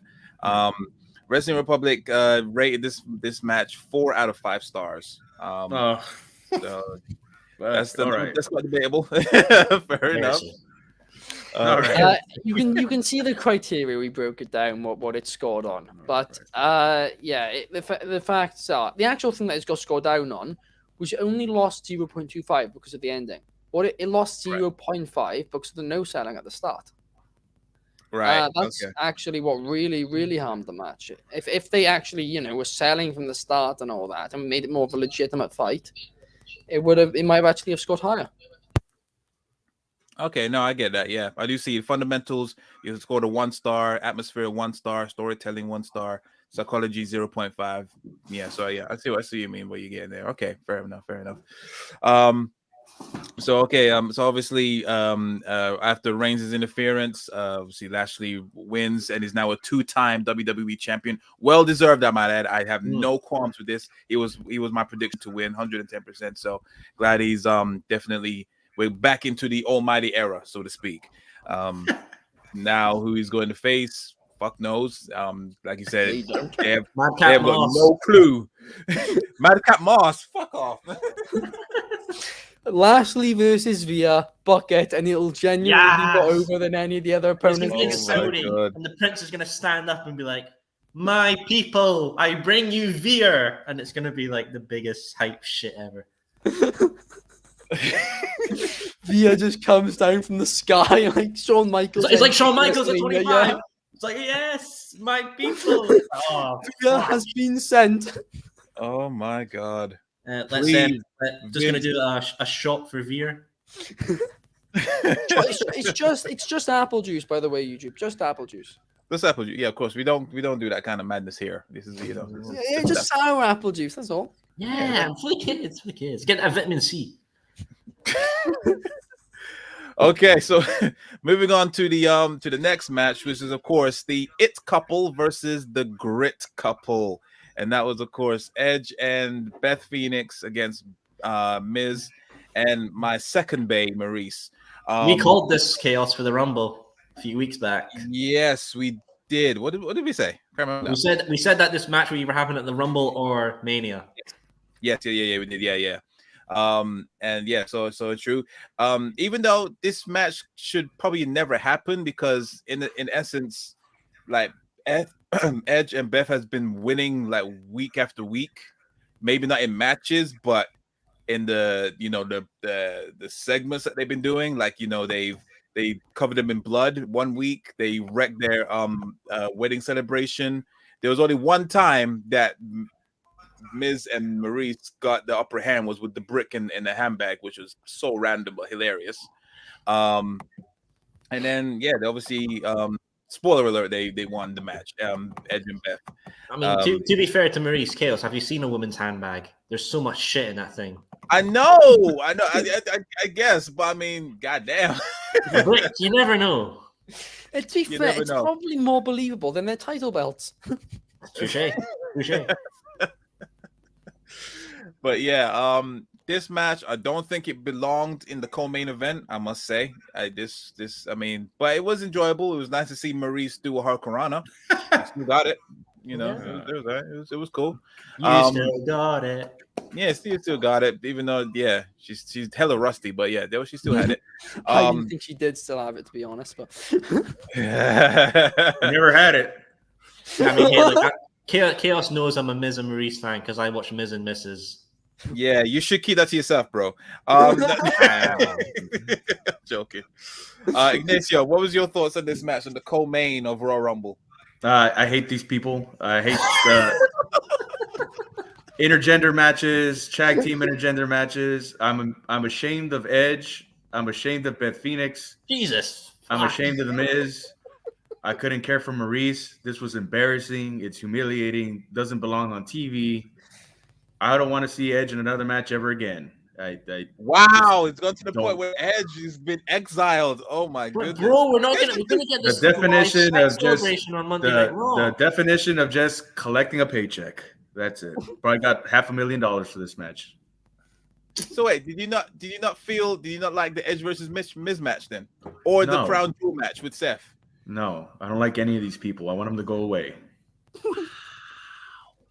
Wait, you didn't like the Hell in the Cell match with Seth Rollins? That's what I said. He said no. He doesn't rate that one at Crown Jewel. I thought it was fantastic. I didn't really like the Miz match, to be honest, but I really liked the Hell in the Cell match. I liked Edge a year ago. Last year's WrestleMania. I don't like Edge since for the past 6 months or whatever. So 3 months. He won the Rumble. Correct. No. Since last year's WrestleMania. Oh, right. Okay, got it. Okay. By the way, I'll just add this in there. Like, say what you want about Christian and his AEW run, but Christian is just phenomenal in the ring. Edge is just looks like a broken down, grizzled old man or whatever. Like, you know, he probably massages himself in Ben Gay before every match. Chaos, you might want to restrict the comments. There's going to be a surge. I want the surge, man. Fuck it. I'm done. Yeah, this guy is bringing us views. I like it. It's cool. Fair enough. Yeah, this match could have not been. This could have been throwaway on Raw, or put at the beginning of the show, or even the pre-show. Like put on the kickoff. Like they always need a match on there, so they could have put that one on there. Couldn't care less for this one. Again, this was another one I was playing Call of Duty Warzone whilst watching. And I mean, it's good to see Beth still got it. I would love to see another run. I'd say I think she's still got what it takes to go for one more run in the roster. Not a title run. Calm down. Not a title run, but another wrestling run nonetheless. But yeah, what did Wrestling Republic rate this match? This one was rated 3 out of 5. I think 0.5. Fucking mercy. 0.5 on the fundamentals. 0.5 on the atmosphere. Yeah, the crowd was kind of half dead. Storytelling 0.75. That's debatable. No, there was a story there. Where? But like they over the last few weeks they had been telling the story, right? It wasn't like it was just completely. Oh yeah, I pointless. get We that. knew what was happening. Yeah, but it was just nothing. It did its job. It told the story it needed to, and it did have a good build behind it, and the match made sense in terms of that. But it wasn't anything too special. Yeah. And then the fundamentals, some of. I don't ever like to specifically, target, I guess, wrestlers or whatever. But Maurice, some of her selling and stuff, it wasn't up to par. Oh yeah, definitely not. 110%. God, I feel bad for thinking this was my most anticipated match of the night. So I said to you, Chaos, that Edge versus Miz was my match of the night at day one. Yes, it was. Yeah. And then now you kind of wish you never said that now, ain't it? Well, that's what this is for. Forgetful juice. Oh my gosh. Somebody's asking, is anyone reading the room? What? What the who's saying that? On Instagram. Oh, is anyone reading the room? Fuck knows what's going on. The room was Tommy Wiseau, the best dramatic piece of cinema in all of history. I did not do it. I did not. Oh, hi, Mark. Okay, so moving on to, of course, the main event that everyone's been waiting for, and that is, of course, the 30-man Royal Rumble. Let's just take a moment to actually look at that picture. Who on that picture screams star to you? That's exactly what I have in mind. Other than AJ Styles, AJ and Randy Orton, even See, Bobby Roode. Omos came into this Rumble, by the way, when he entered, looking like an absolute star, and he was making all this shit after a couple of minutes. It was just, I thought we were going to give him, good 10, not 10, but 5 to 10 eliminations. He was going in like a couple of minutes. So, Ben, this is basically a great Khali situation. No, he was thinking of Braun Strowman. He was Braun Strowman treatment. Omos is nowhere near Braun Strowman's level, even though he isn't. But when he came out, he was looking, like I say, he entered the Rumble. He was towering over everyone in it until I think it was Damien Priest. But actually, was it? This guy is so green. I'll never forget. I was watching the episode of Raw, and I think he was facing a jobber, and he loudly kept on saying, "You want to do the hype thing? You want to do the hype thing?" And he kept on doing this thing, he was so loud. He just doesn't know what he's doing in the ring. So yeah, I'm me personally, I'm still not sold on Omos, but no, he's not. I still wish he was doing, the karate kicks. Like that's what I thought I thought he was gonna, bring in the ninja gimmick type. Like and this isn't even me joking. I thought that he was gonna do he was gonna be like a big guy, but he'd do some of those kicks he did before. Because it's nothing like any of the big guys have done in recent like you didn't see Braun Strowman, Khali throwing these big kicks or anything like that, or Big Show. I thought they'd make him stand out tons, but no, they're just giving him the generic moveset. The closest you're gonna get to a ninja moveset is Tozawa. That's all you're gonna get. So that's taken. I can't believe this guy was a ninja and now he's just like. But his kicks were good as a ninja as well. Like, Well, he's not a ninja anymore now, so he loses the kicks. It's like Pokemon. You learn a move, you forget it. Yeah. So wait, who was number one? Okay, so wait, this is dial back a bit. So yeah, AJ was number one, and then who was number two? Shinsuke was number two. Yeah, so this was underwhelming. That was yes. It was Shinsuke Nakamura, your intercontinental title, who's not been defended for donkeys. Jesus. It was as underwhelming as their WrestleMania match. What was it, 4 years ago or what have you? What have they done to my boy? What have they done to my boy, man? This is why that what have they done to this baby, man? Anyway, so yeah, that happened. Nothing really much happened when it was just them two, and then there was a lot of wasted slots in this Rumble, I must say as well. There was a lot of people so many tag teams. So many tag teams. I mean, it's like, why is tag teams in this? Like, you got your own lane. Why are you coming over here? I mean, obviously, I think the only standouts briefly was maybe Montez Ford, but that was about it. I thought Austin Theory was going to do more. Yeah. He was meant to. He was meant to originally be in the last 5, but as of a few days ago, according to Sean Ross app, they changed how they wanted to do it because Vince wasn't happy with it.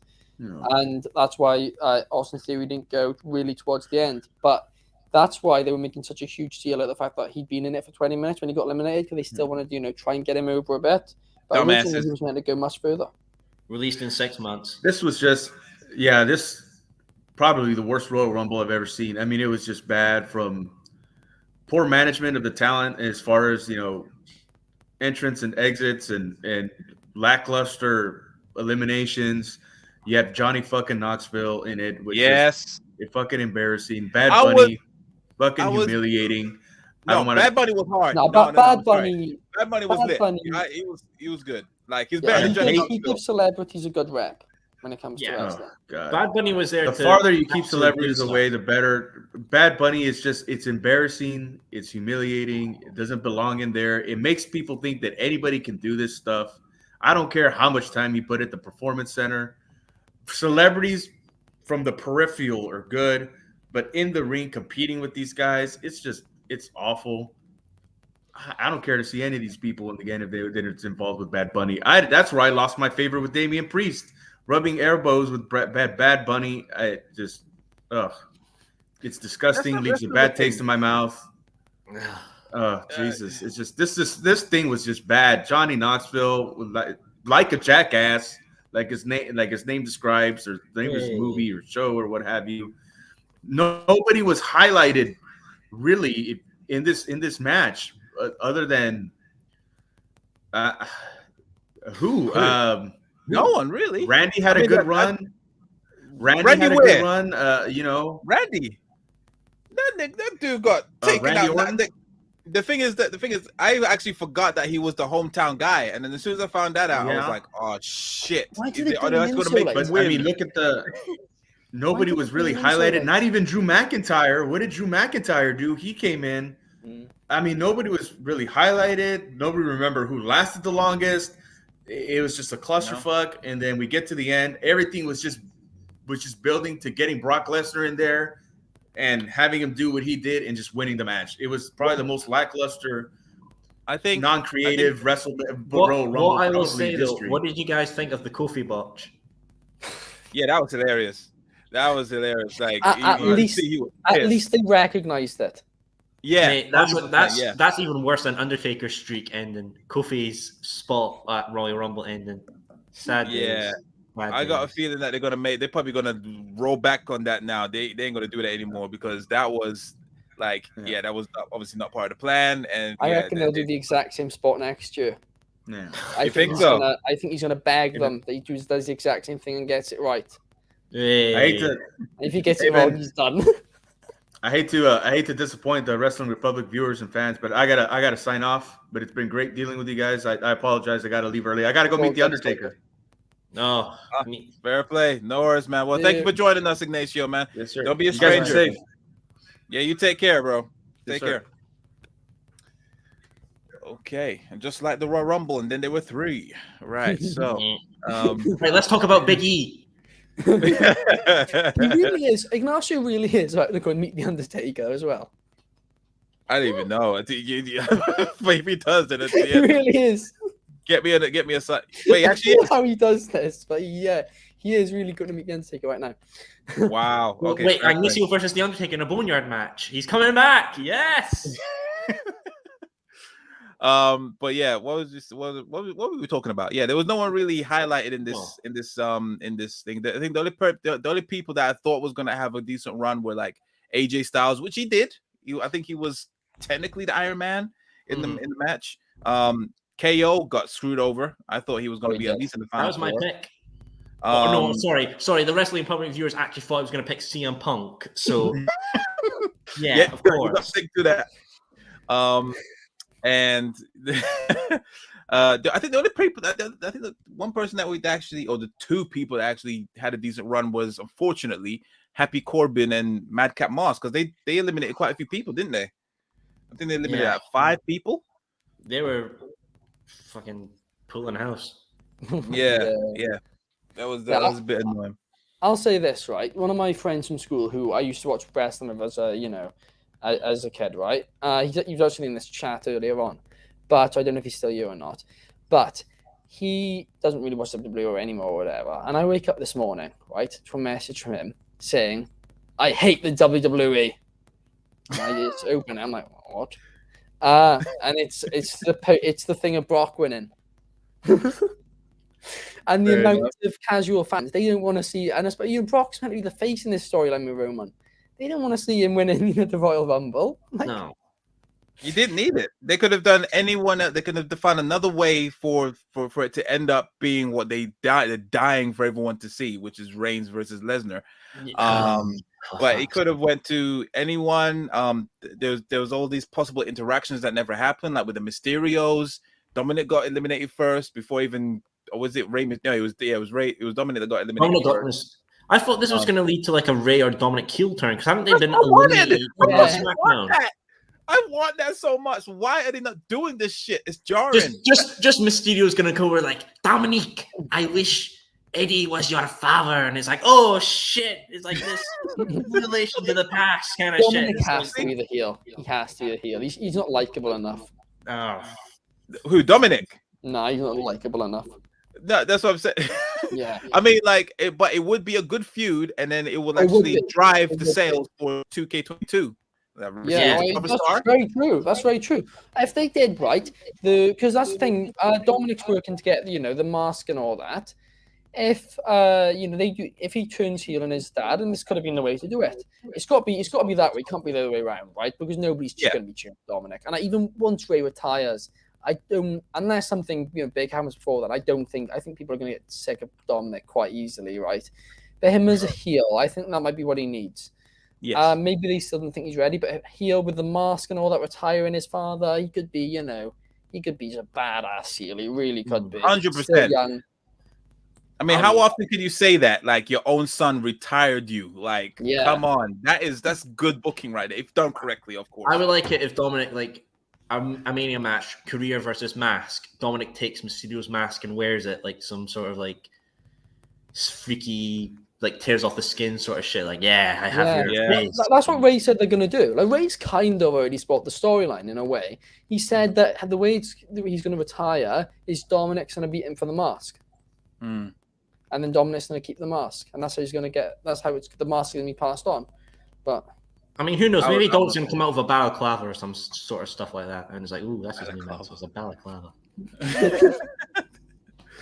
But yeah, there were so many wasted spots. Like you said, the thing that really ruined it is because there was the lack of star power, and there was no major surprises. I think the only one that was that it was like, oh, okay, cool, was Drew McIntyre. Yeah. I would have said Shane McMahon. Shane, but no one wants to see. Why is he in it?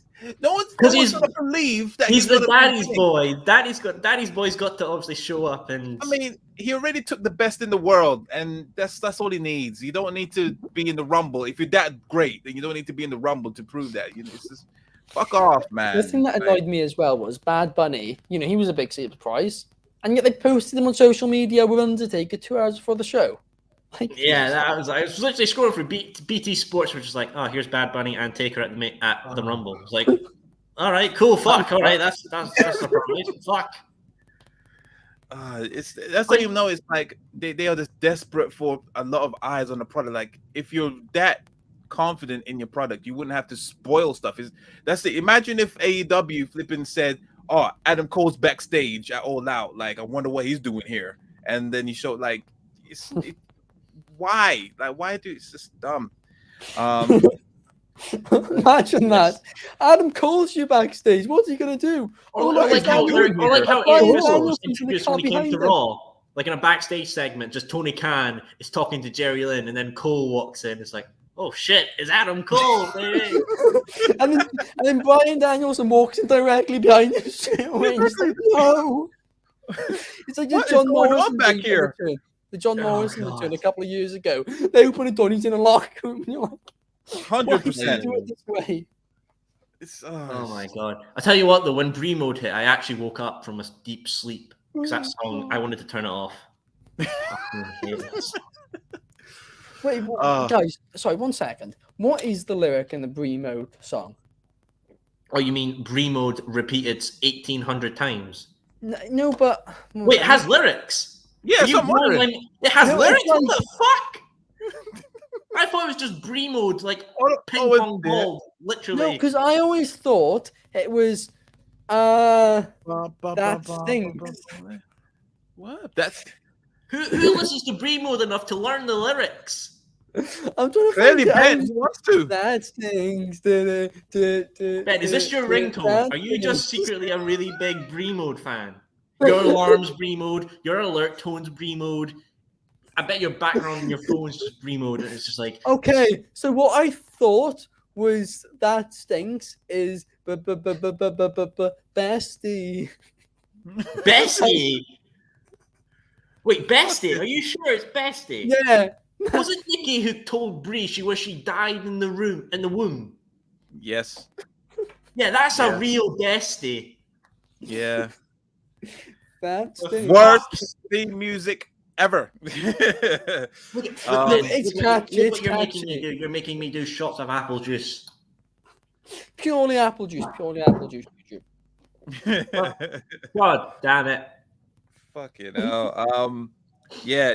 Who's anticipating him to say like is Brie Bella husband of Daniel Bryan and father of John Lord? Who was expecting him to say that? I was expecting him to say, "Oh, it's Brie Bella and nothing else."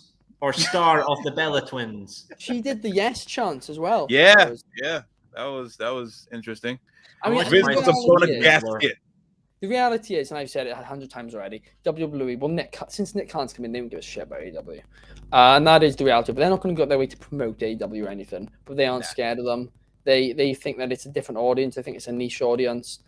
And it's not that they think AEW is necessarily going to fail. That's not necessarily what they think. But it's just they don't think that they're going to harm their market. It's not going to harm them, but they are definitely melting down since for the past couple of weeks, Dynamite is beating Raw demographic. Like, and that's what they'll love to see for. It. You'll love to see it. On social media, though, it's on social media, which again is still the 18 to 4. Wait, what is 18 to 49? That's 18 to 39. That's basically all the views on YouTube, right? And Raw is still outdrawing Dynamite massively on social media. So it's I don't think WWE are too concerned over that, and USA Network aren't concerned over views either. So I don't think they're in panic mode yet. Not yet. Keyword yet. I mean, no. Let's just say for those viewers here, we're not saying that AEW is going to eventually topple WWE. That is the monolith. They will. I'm certain it won't come anywhere near. Ever happen? Ever? Just saying that. But when it comes to certain parts, obviously the demographics and ratings and stuff, that's where they're creeping up on. There's no way we're never going to see Tony Khan appear on Raw and be like, "I bought my competition." Yeah. You probably messed it up. He's so hyper, man. He was just like, and then Brian Cage will be in WWE and he'll get fired like Jeff Jarrett in WCW. But I mean, what's the thing with it is, AEW, the way that WWE looks at it is AEW's got a niche demographic. I don't know, and that's not a bad thing, right? Considering if you have a niche demographic who buys your merchandise, who watches every week, buys your pay-per-views and everything, that is 10 times more profitable, but so much more profitable than if you have a larger fan base, but they're not quite as hardcore. So having a smaller but hardcore demographic is work. It's a business model which works very well. I don't know if any of you guys have heard of the Nelk Boys, but it works perfectly for them. The amount of money they're in is insane, even though they don't earn a penny of monetization on YouTube. And obviously not quite to the Nelk Boys extent, but that's what AEW are trying to do. They're just trying to strengthen their fan base, make it very hardcore. Whereas WWE are trying to do appeal to the masses, and they're two very very different business models. And I mean, you almost can't really compare them, and that's why WWE are not concerned. They're not going to go out their way to ignore AEW stars or anything like that. They're also obviously not going to go out their way to promote them or anything like that either. But yeah, it's just they're two very different business models. Yeah, 110%.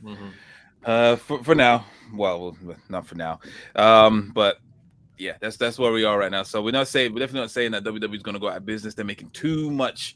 What's the term I heard? Scrooge McDuck money to be for AEW for them to be worried about AEW. But in terms of quality and what's on TV and what people are going towards, fuck social media, because there's a lot of weirdos on social media at the end of the day.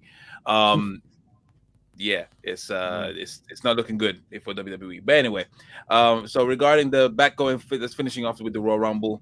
Ultimately, number 30 came out. Brock Lesnar. I wonder how he got that number, because he doesn't have Paul Heyman by his side. He did an Eddie Guerrero and he stole it off. I don't know. Wait, stole it off Corey Graves. Corey Graves said it on Corey. Oh yeah, what the hell was that? Corey Graves got cleared for in-ring competition, and everyone was like, "Oh, he's gonna come back." Nah. He didn't get cleared. Him and Paige, to my knowledge, neither of them got cleared, but they just got both taken off the do not touch list. Yeah. But basically, so it means is Corey Graves, is allowed to do a roll-up pin, but it doesn't mean he can actually compete in the ring. Fair enough. Still, though, I don't know Corey Graves as a wrestler. Was he actually good, or was he? He was all right. He was he was good. He was good, but he wasn't extraordinarily good. Mm-hmm. Fair enough. I mean, I wouldn't mind seeing Paige back in the ring. Oh, I love. Hell Paige. Yes. Paige here. Definitely. Oh, it's gonna be watch Paige here, gonna be her next theme, and it's gonna be a competition. What's worse, Brie Mode or Paige here? Paige here. Man, I like to announce I'm handing in my resignation. So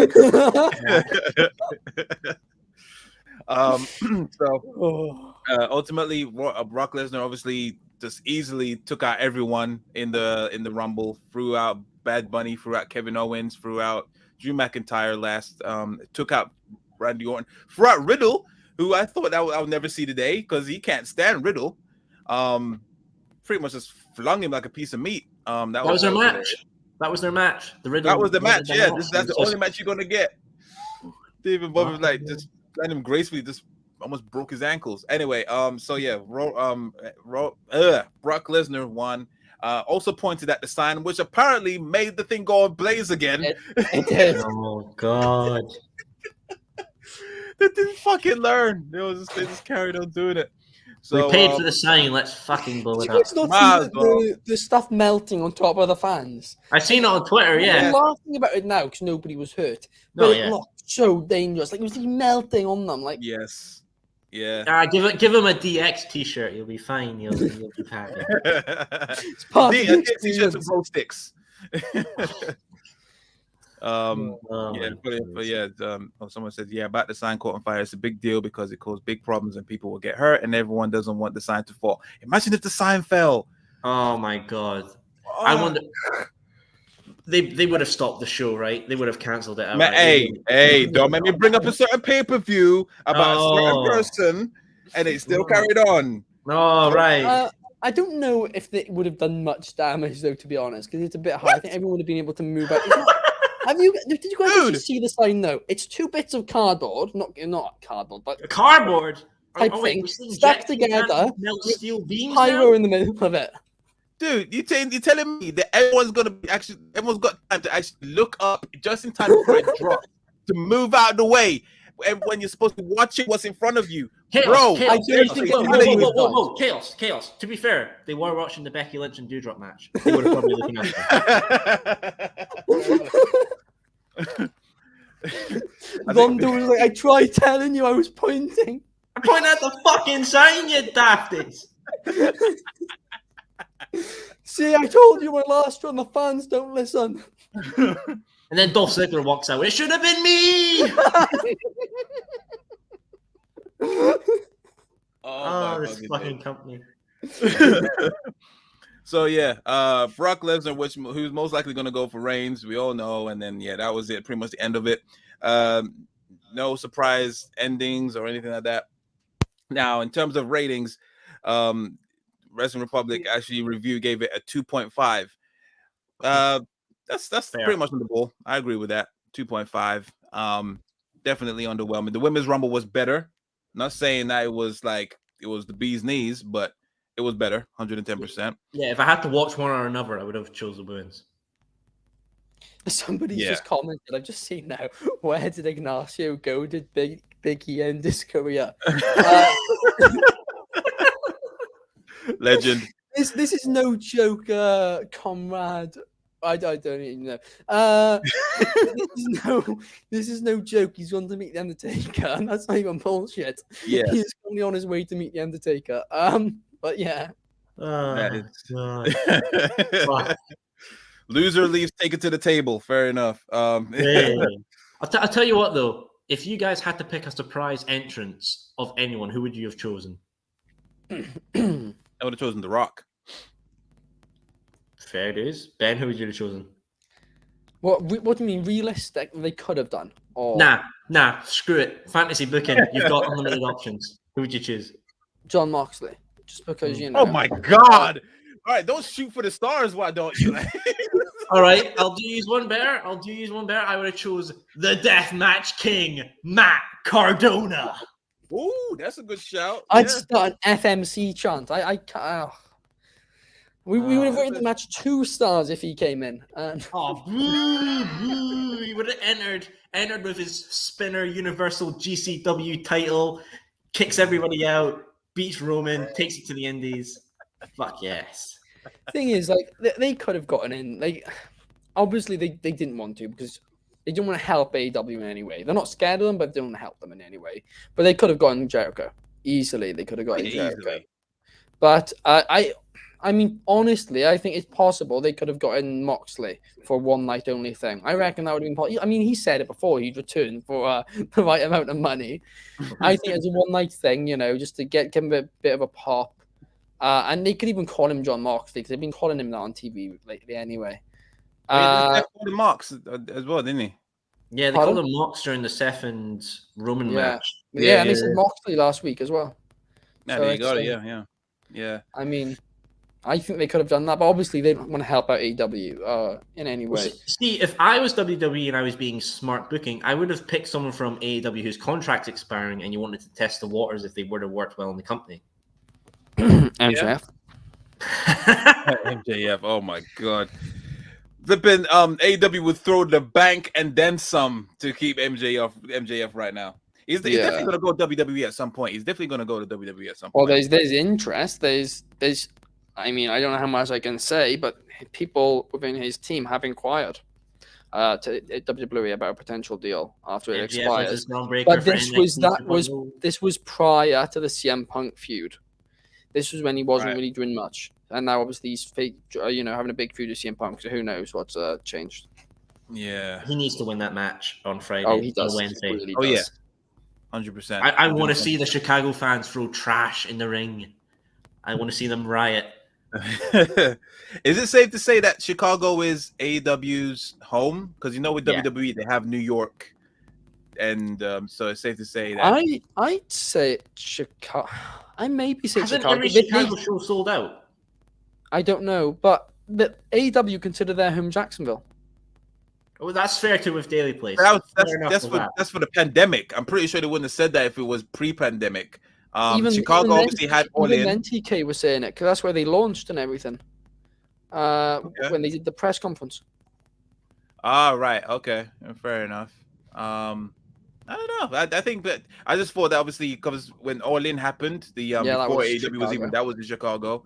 Mm. They had plenty of good moments before CM Punk showed up.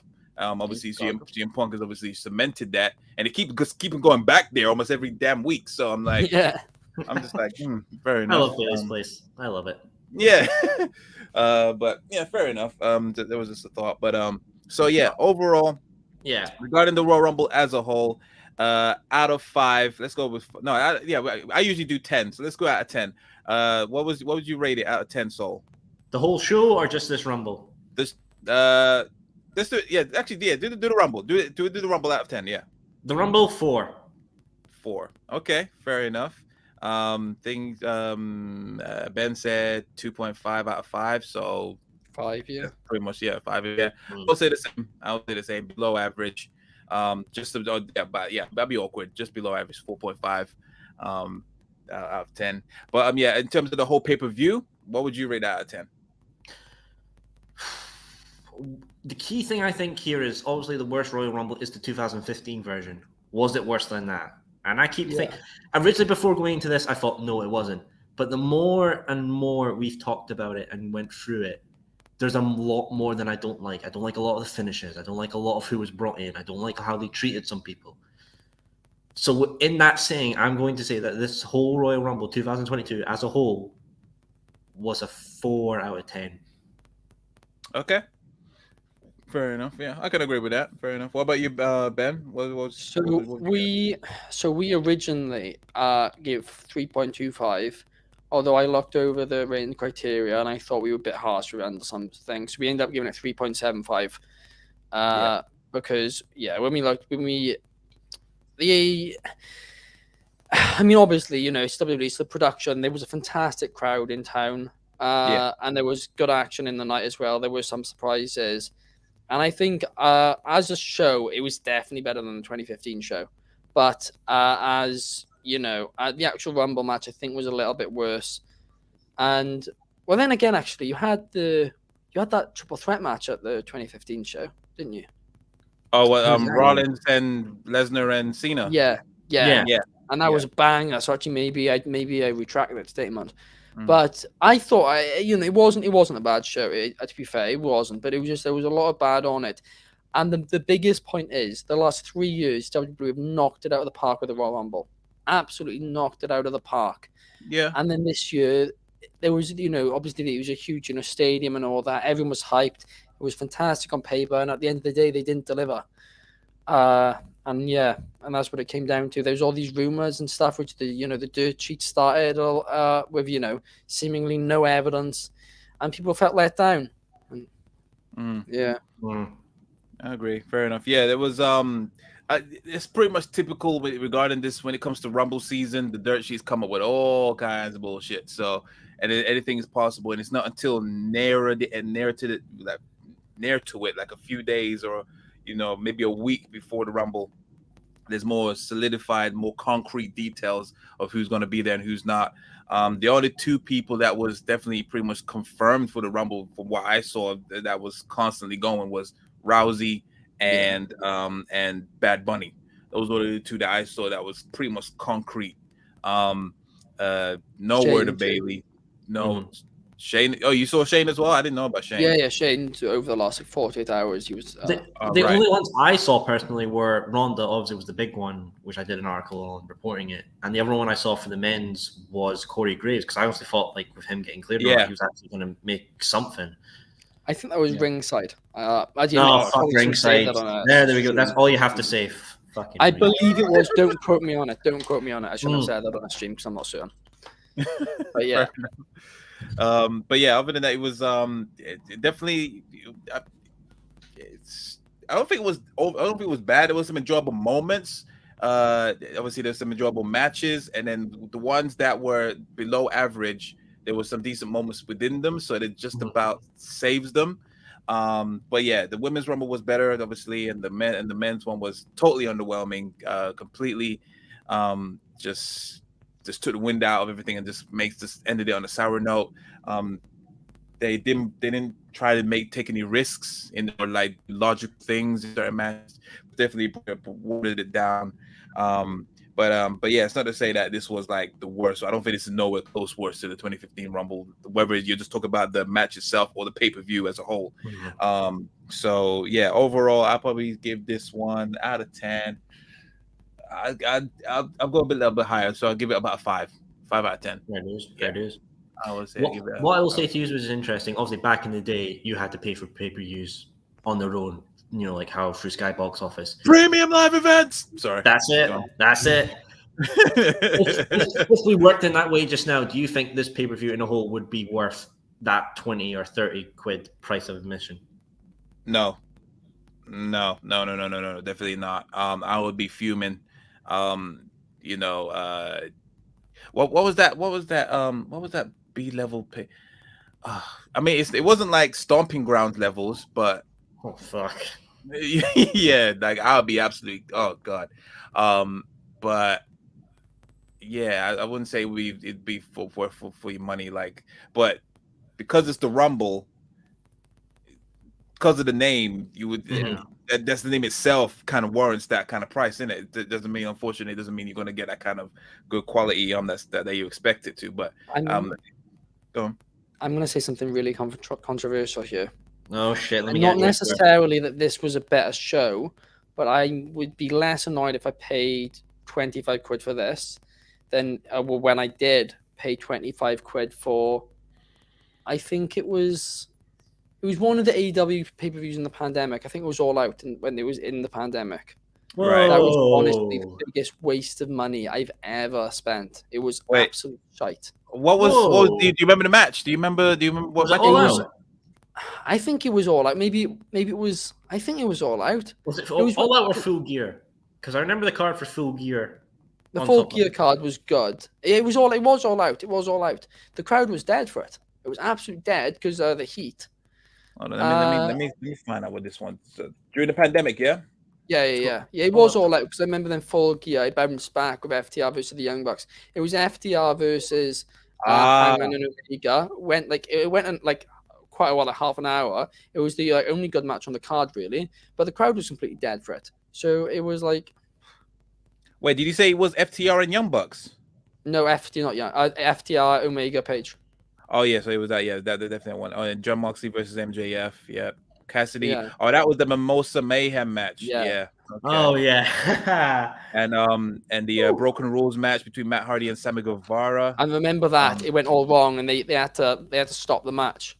Yeah, that was awkward. Was that when Matt Hardy had his concussion? Yeah. Yeah. It was disaster after disaster, that show. Yeah. Matt Cardona, this from Scorpio Sky, Natural Nightmares versus the Dark Order. Oh, that was Hikaru Shida versus Thunder Rosa. Lance Archer versus Eddie Kingston. I don't remember. Oh wait, no, Lance Archer won. Oh, he won the Casino Battle Royale. Okay. And then and they also had that god awful cinematic match between Big Swole and Britt Baker. Oh yeah. The tooth and nail match. Office thing. Yeah, the tooth and nail match. Yeah, okay. Right, you know what? I may be an AEW fanboy, but then you've got a point. Yeah, that wasn't the greatest. Yeah, fair enough. God, I can't remember the last time I spent money or. I mean, besides the $9.99, because obviously we all watch our shows legally, of course. Moving on. All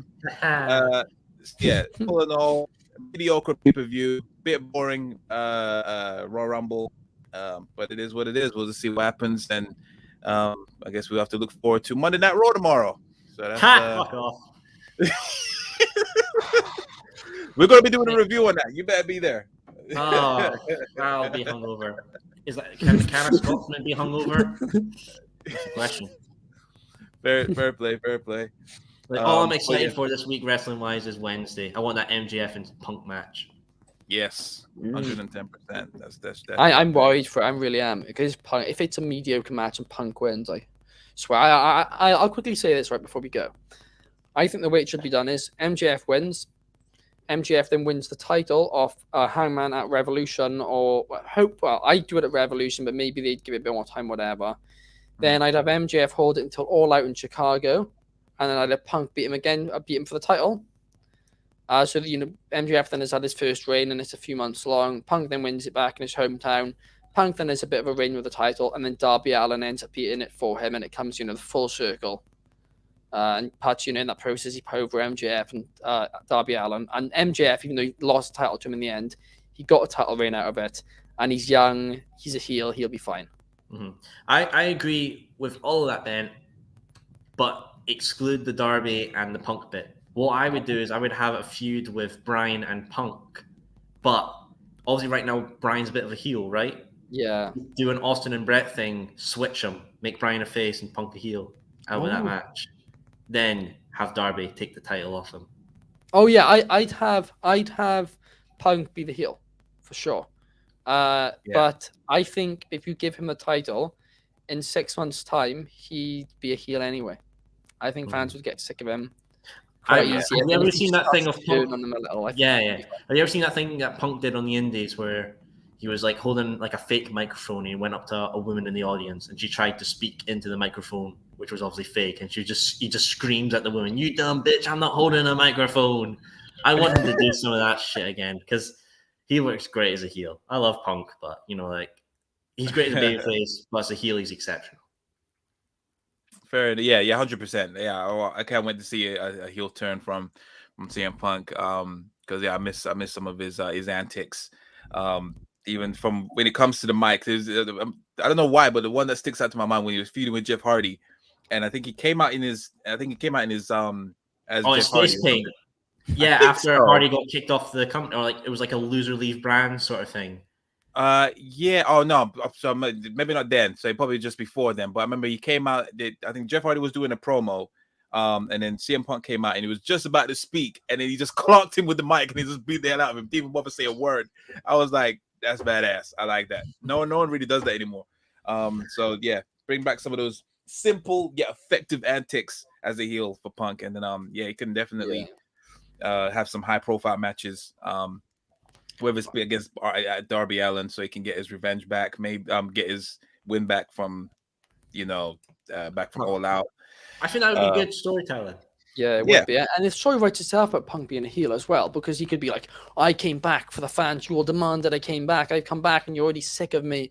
You know, blah, blah, blah. It writes itself. Like, at the very least, it's easy. And the beautiful thing about it, I actually trust AEW for going through with it. Or to some point, like, if maybe not all the way through, but for the majority of it, 110%. Unlike if you were going to make it really, really good, I would love to see Punk turn up in this new form of Ring of Honor with the AEW Championship as a heel and just scoping out the competition of maybe like, maybe I'll jump ship and go somewhere else that's actually going to appreciate me.